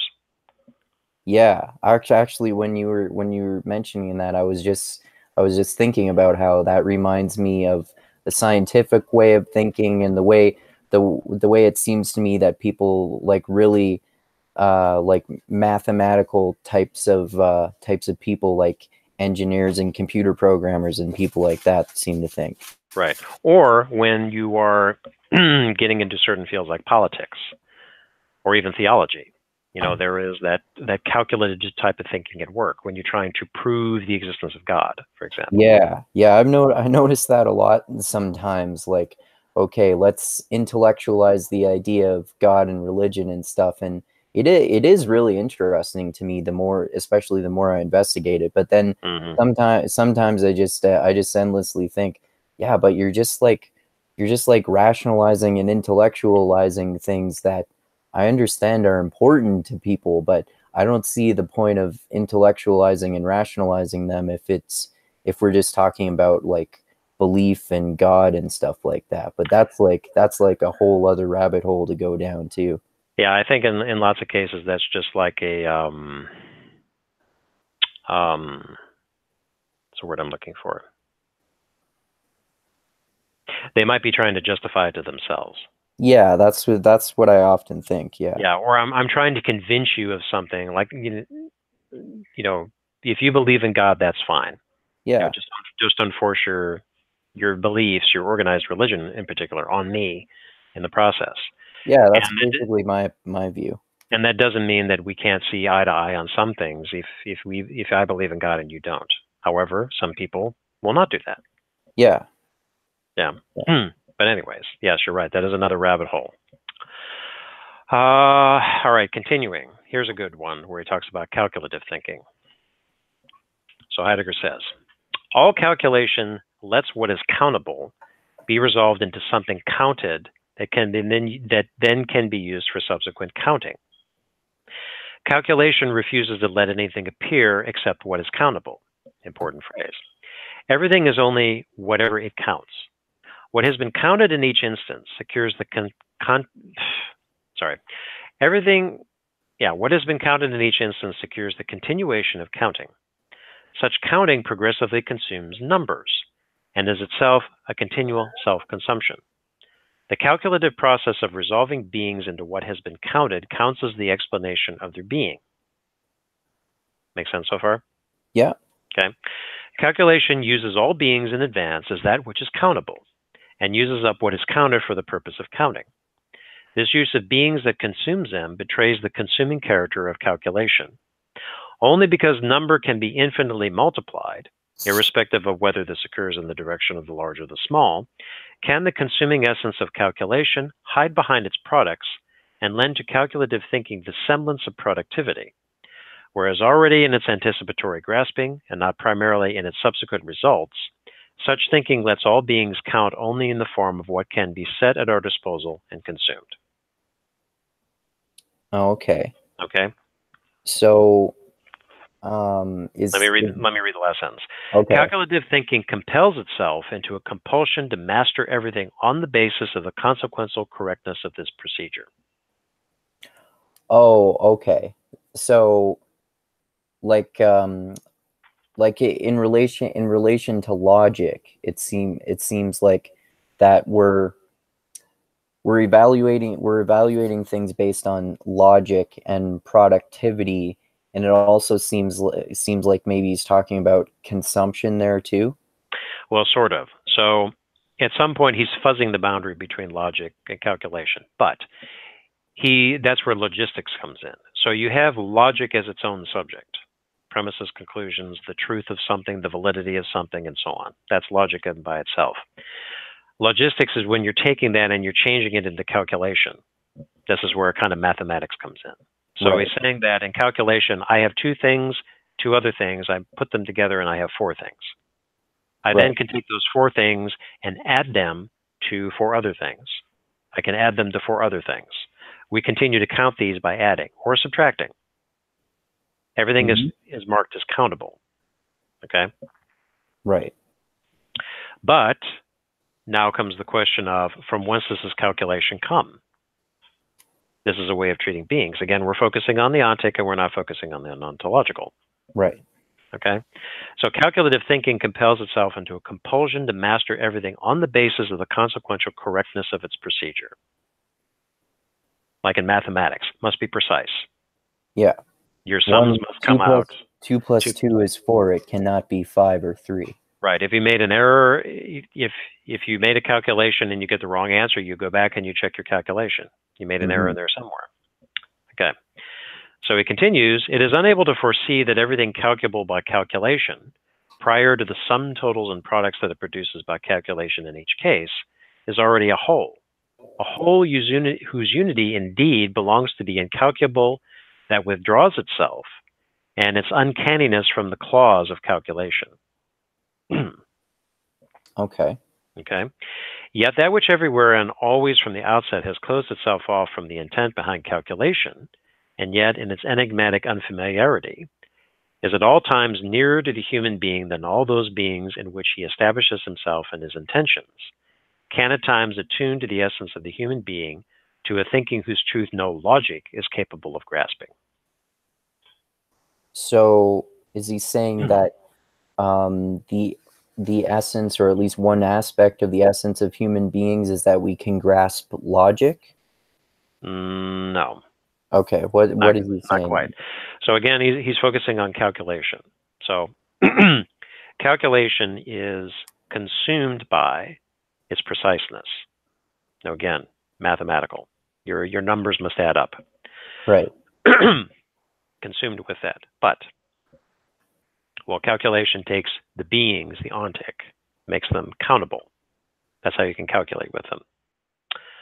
But then he's, in an indirect way, he's going back to being, the capital B. Okay, so the ontic and the ontological. Calculation ignores the ontological in favor of the ontic. Logic is the basis of that calculative thinking. But that fundamental truth, sort of being, he says, is all times nearer to the human being. So the truth of being, capital B, is nearer to us, although we lose sight of it when we're focusing on calculation and in logic. But no logic, quote logic, is capable of grasping the total, the big B. Oh, okay. Oh, that makes sense. Okay. Logic cannot grasp being with a big B.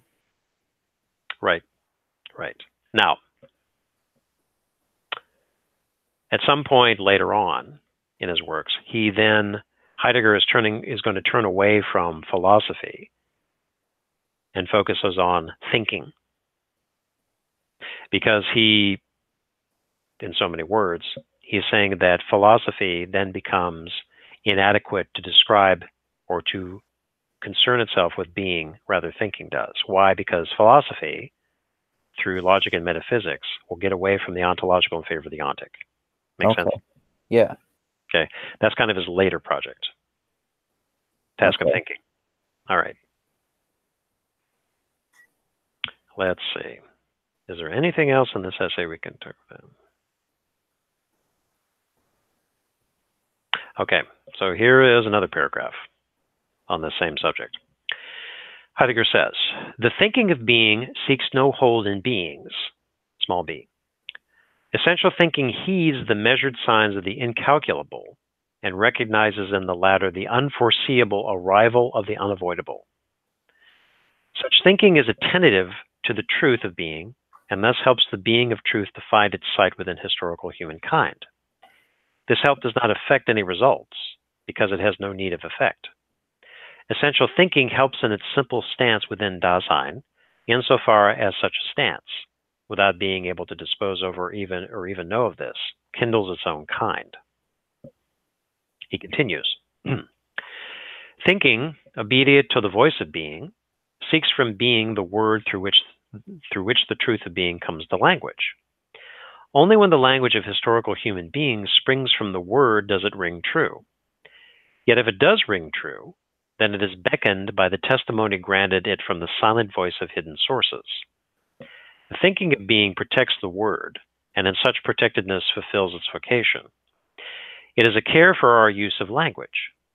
The saying of the thinker comes from a long protected speechlessness, and from the careful clarifying of the realm thus cleared.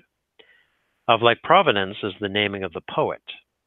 Yet because that which is like is so only as a difference allows, and because poeticizing and thinking are most purely alike in their care of the word, they are at the same time farthest separated in their essence.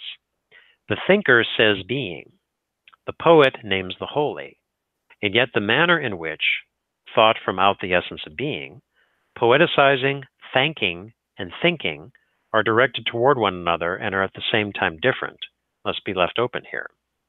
Presumably, thanking and poeticizing, each in their own way, spring from originary thinking, which they need, yet without themselves being able to be a thinking.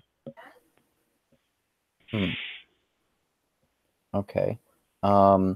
So is one of the points that he's making there that thinking is how we examine being, and then like with the poets, the way they look at thinking is different from the way we examine being through the perspective of thinking? Or I'm a little unclear on what the distinction he's making between poets and thinking and being.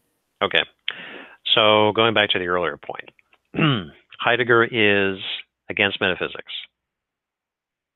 He's against logic, particularly calculative type of thinking. This is inadequate to get at big B being. Right, right. So instead, the thinking of being, as he says, seeks no hold in beings. It's not concerning itself with the ontic. Right. Essential thinking heeds the measured signs of the incalculable and recognizes in the latter the unforeseeable arrival of the unavoidable. So big B is always there. We're just not aware of it, or we're vaguely aware of it at times. Like we can't fully grasp it. We can't fully grasp it. Now, also along the same lines is, in the case of the nothing, we experience the nothing with angst when the beings recede away from us. Right. Color is drained out of our existence. Okay. But thinking is what he is advocating to deal with the big B, the ontological, instead of logic, calculative type of thinking, a different type of thinking. So then he says in the second paragraph, the person who is most apt to do this is the poet, which kind of makes sense in a way, because if you've read enough poetry, you know that the poet is not trying to describe things adequately. Yeah. To shift it a minute is like if you know anything about painting. So there are some schools of painting that they call the realist. You know, painting life as they see it, all kinds of fine detail, versus somebody like the impressionist, which is, if you look at it, it's diffuse. Okay, you can see through it the form, but it is not a one-to-one realistic depiction of it. It's just kind of there. Right. Okay. Yeah. So the poet is kind of like the impressionist painter. When the poet is describing something, because sometimes some poems don't make any sense. Mm-hmm. It might be just conjuring up some kind of an idea. However, there are some poets that can express the truth of something much more adequately than a prose writer could. Yeah, exactly. Okay.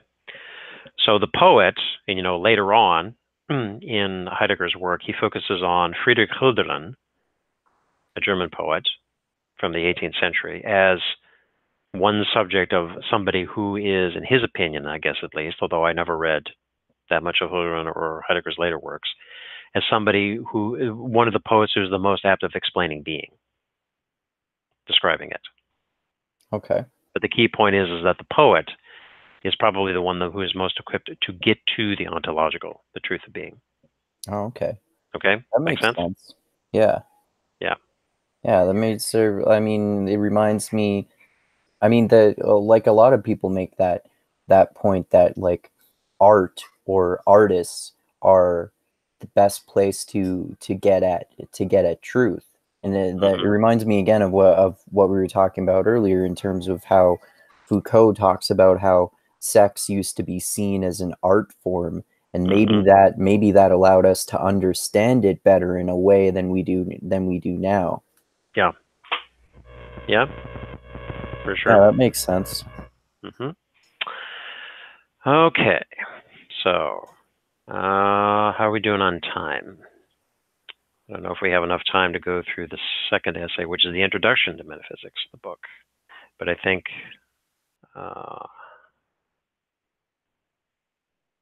is there anything in there?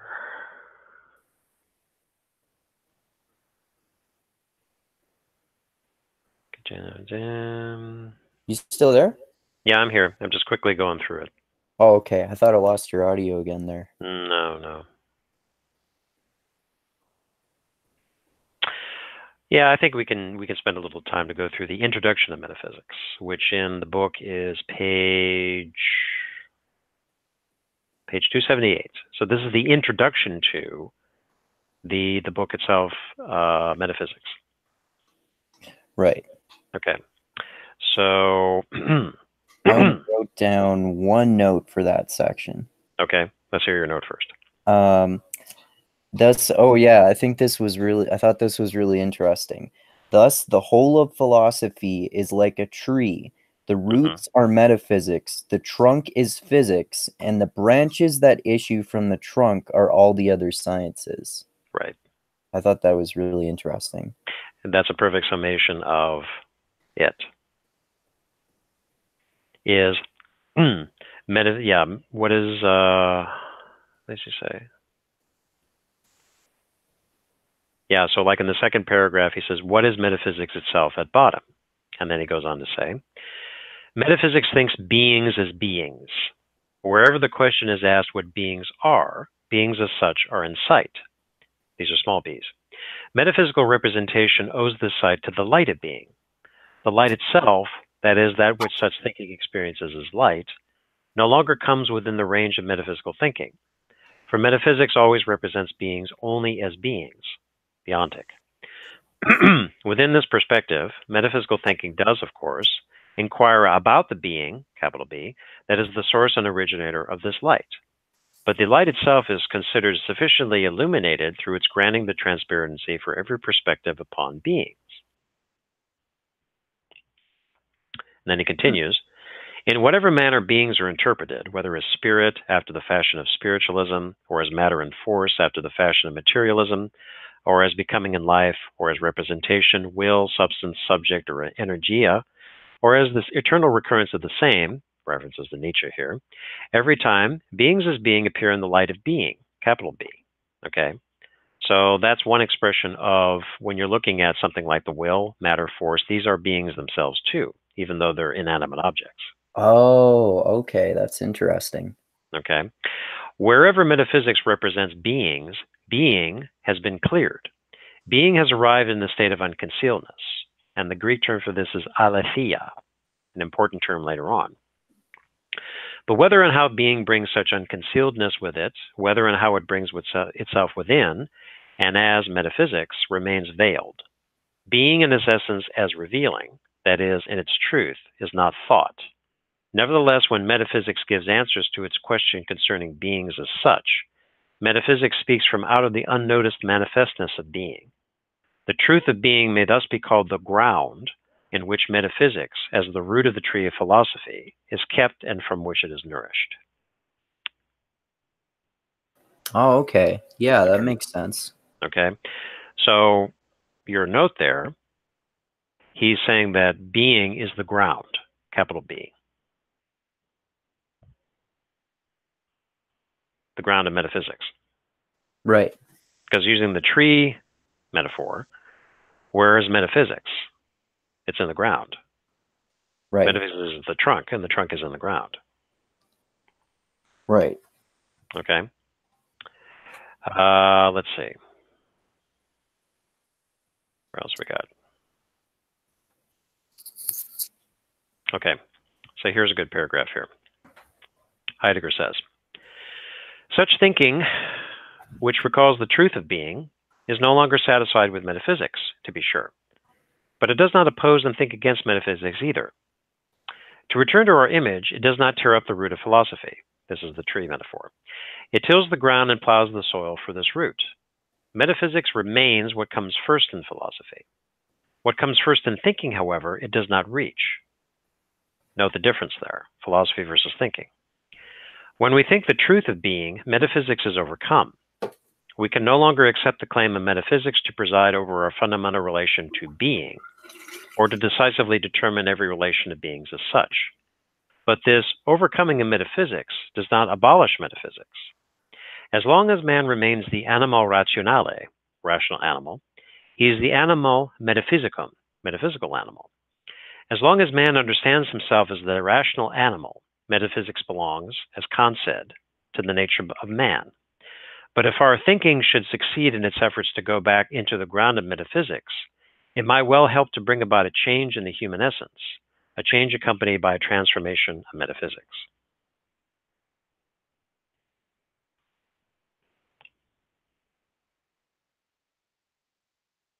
Okay. Any questions on that one?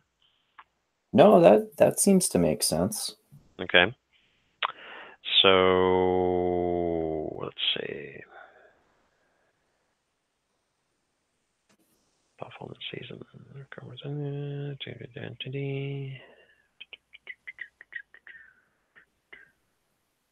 Let's see.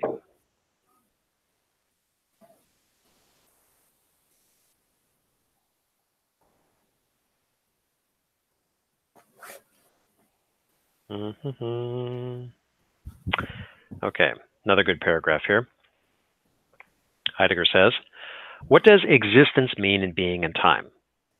The word names a way of being. Specifically, the being of that being which stands open for the openness of being in which it stands and withstanding it. This withstanding is experienced under the term of care. I mentioned this before.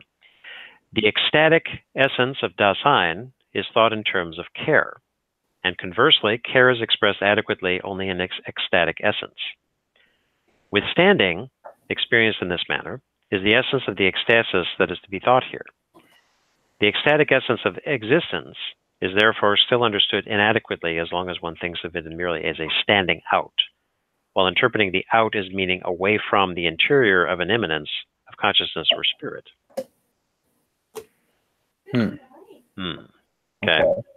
So something that needs to be defined is, what does he mean by ecstatic here? You okay? Sorry, I just knocked down a whole bunch of stuff there. You were overcome. Yes. Yes. Okay, so when he's talking about ecstasy, he is referring to the term ecstasy, but it has a specific philosophical term. And it comes from the Greek term ekstasis, which means to be or to stand outside oneself. Okay, and it's a term that's used in ancient Greek, Christian, and existential philosophy. So, in the common way you understand about ecstasy, you are in the thralls of ecstasy. You are experiencing ecstasy. It's a kind of a feeling. But the root of the word is the same, as it is standing out. You feel like you're outside of yourself. Right. Right. Okay, so this is what he means by ecstatic. Not in the terms of, yeah, I just went to a rave and I feel fantastic. No, not that. Different kind of ecstasy. Yeah. Okay.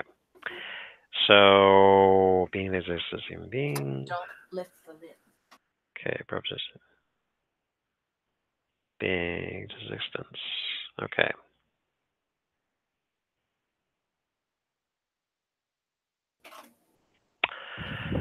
Okay. Then later on, he gets into the Greeks and Christian theology, which I think is a little too much for us to chew on right now.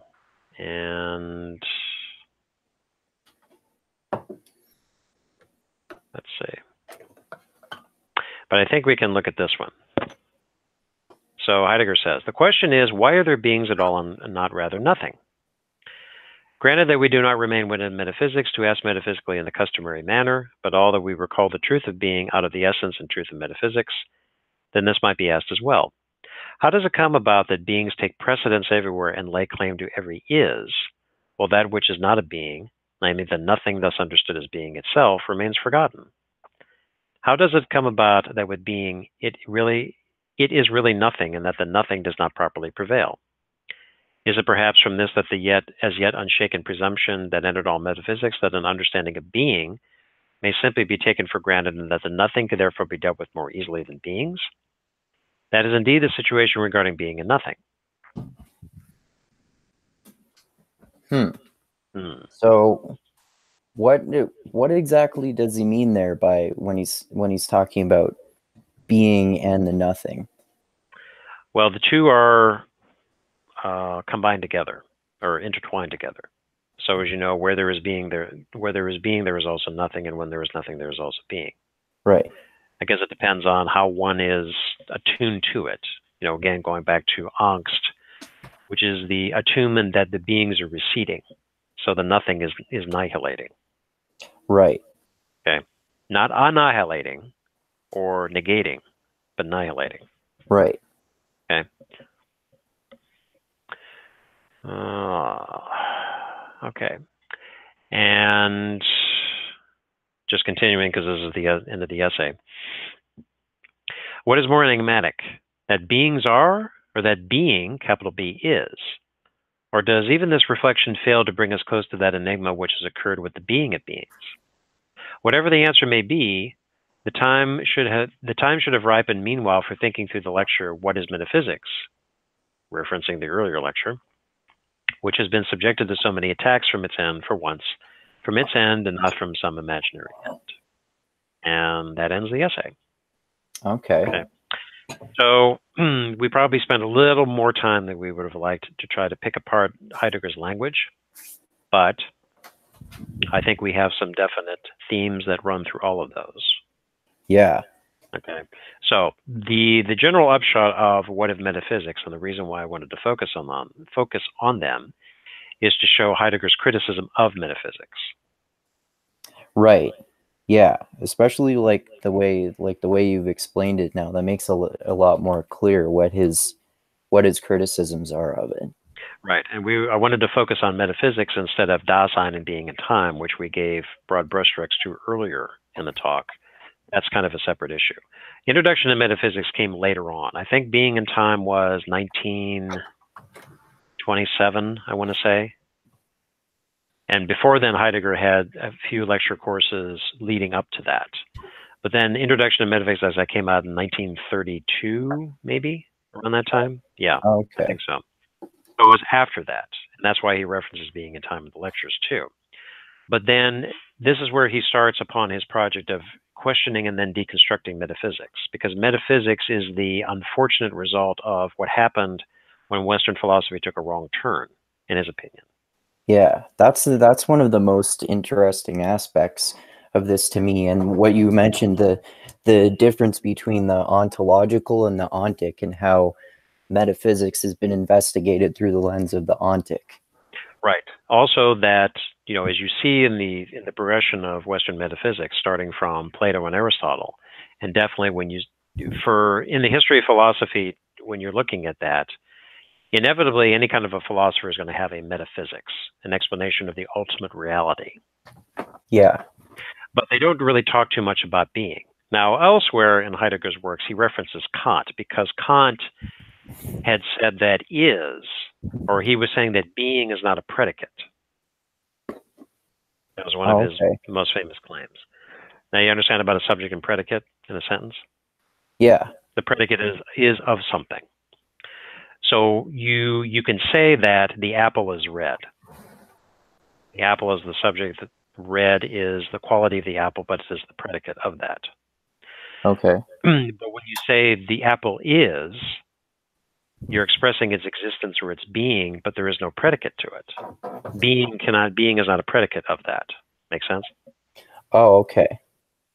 Right. So what does Kant mean by that then? Well, again, it's that an existence of something, you're again, like the apple. The apple is red, the apple is large, the apple is small, the apple is rotten, whatever it is. So you have a predicate that is connected with the subject. But then when you say the apple exists, there's no is. Oh, okay. And the is what's called the copula that joins the subject and the predicate.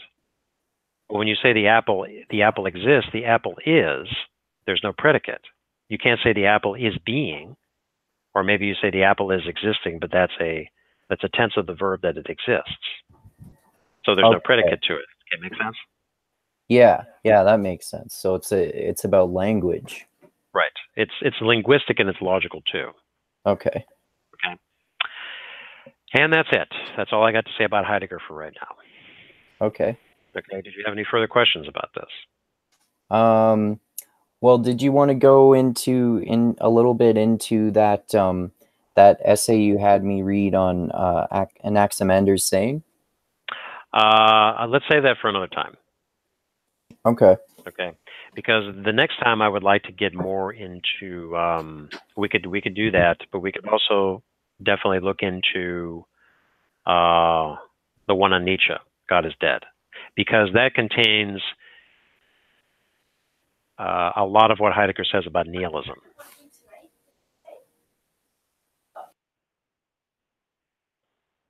Okay. Okay. Okay. Yeah, I think that's we did some good elaboration on particularly being in time and metaphysics and a little bit about existentialism in general and Nietzsche and all those sort of associated topics. Right.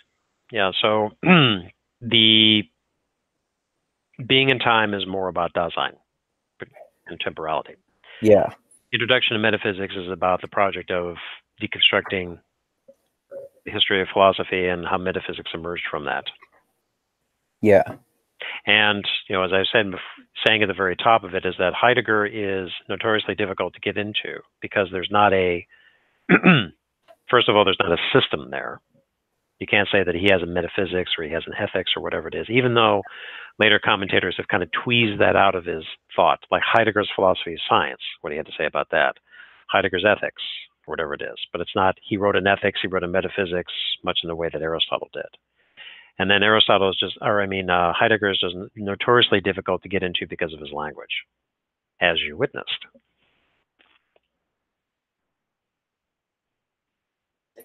Right. So, yeah. So I hope this was helpful. It was. And we should do another one. I would like to do at least 2 more.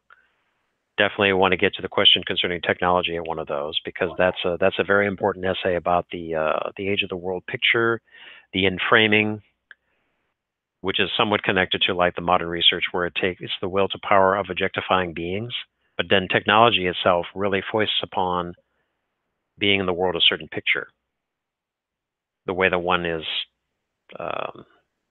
engaged with it and operates within the world. Right. Okay. So that's all I got, Andrew. All right. So, well, let me say all the stuff I like to say at the end of my videos there, and then you can offer any plugs or anything like that if you want to. Like I always say, thank you everyone so much for watching another episode of the Mindgasms podcast. I hope you found this as interesting as I, and I'm sure Tim did, getting into Heidegger and a lot of his ideas on being in time and metaphysics and, existentialism in general and all those sort of things. And like I always say, thank you everyone so much for watching. I already said that. And thanks to everyone who's subscribed to my channel, and thanks to everyone who shares this video, and those of you who like it, and especially thank you so much to everyone who subscribes to me on Patreon. I'll add the link for that to the description of this, like I always do. And like I always say, I love you all. Keep being the tiny beam of light that shines through the almost impenetrable darkness in the universe, and have the mindset of Nietzsche rather than Schopenhauer. And also, most importantly, always remember this: the funk cures all. And keep having mindgasms, everyone. So you got any plugs or any last words there, Tim? Yeah, so the only thing I can say is Heidegger is an important philosopher, and he requires a lot of patience and different ways to approach it. As I was saying earlier before we started recording, is that fortunately, there's a lot of material out there in the terms of essays, papers, books, podcasts, videos, whatever it is, for you to approach Heidegger and get to the essence of it a lot more easily than trying to read through Heidegger.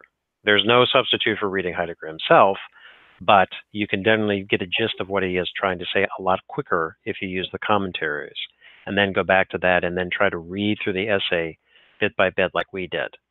Because if you read it at first, you know, Andrew is the shining example of this. Huh? Yeah, exactly. You read through it once, or maybe even the second time, but it's just you read it and then you let it sit a while. And then maybe a week or so later on, you're just like, oh, yeah, that's what he's saying. Okay. Why didn't he just say it clearly? Well, if he did say it clearly, then it would be ontic and not ontological. That's a good point, yeah. Yeah. So that's the point, man. Yeah. Okay, that's all I got. Yeah, for sure. All right, well, yeah, thanks so much for talking to me, man. Like, I always really appreciate it, and I'm sure we'll do I'll do much more investigating into philosophy, and I'm sure we'll do many more conversations, because I know you have endless ideas, and I have endless ideas too, and this is, like I always say, I really appreciate you giving me like a really good education in philosophy. Well, I try to be thorough. I don't try to paper over this lightly, because it's in many cases it doesn't do it justice if you paper it over it. Yeah, exactly. And it seems like a lot of the time public intellectuals seem to paper over philosophy in particular. And the more you investigate philosophy, the more you see this like all over the place. Yeah, well, when you talk about public intellectuals, just one final point is that when we get to Salt, you're going to find probably a very good example of a public intellectual from the 20th century. He and Foucault, and even to a certain extent Derrida, I would say, are far better caliber as a public intellectual than anybody that's on the, quote, intellectual dark web now. Yeah, I would be inclined to agree with you. Yeah. Okay. All right. Well, yeah, thanks so much for talking with me, man. And yeah, thanks so much to everyone who's watching. And yeah, adios until next time. Adios.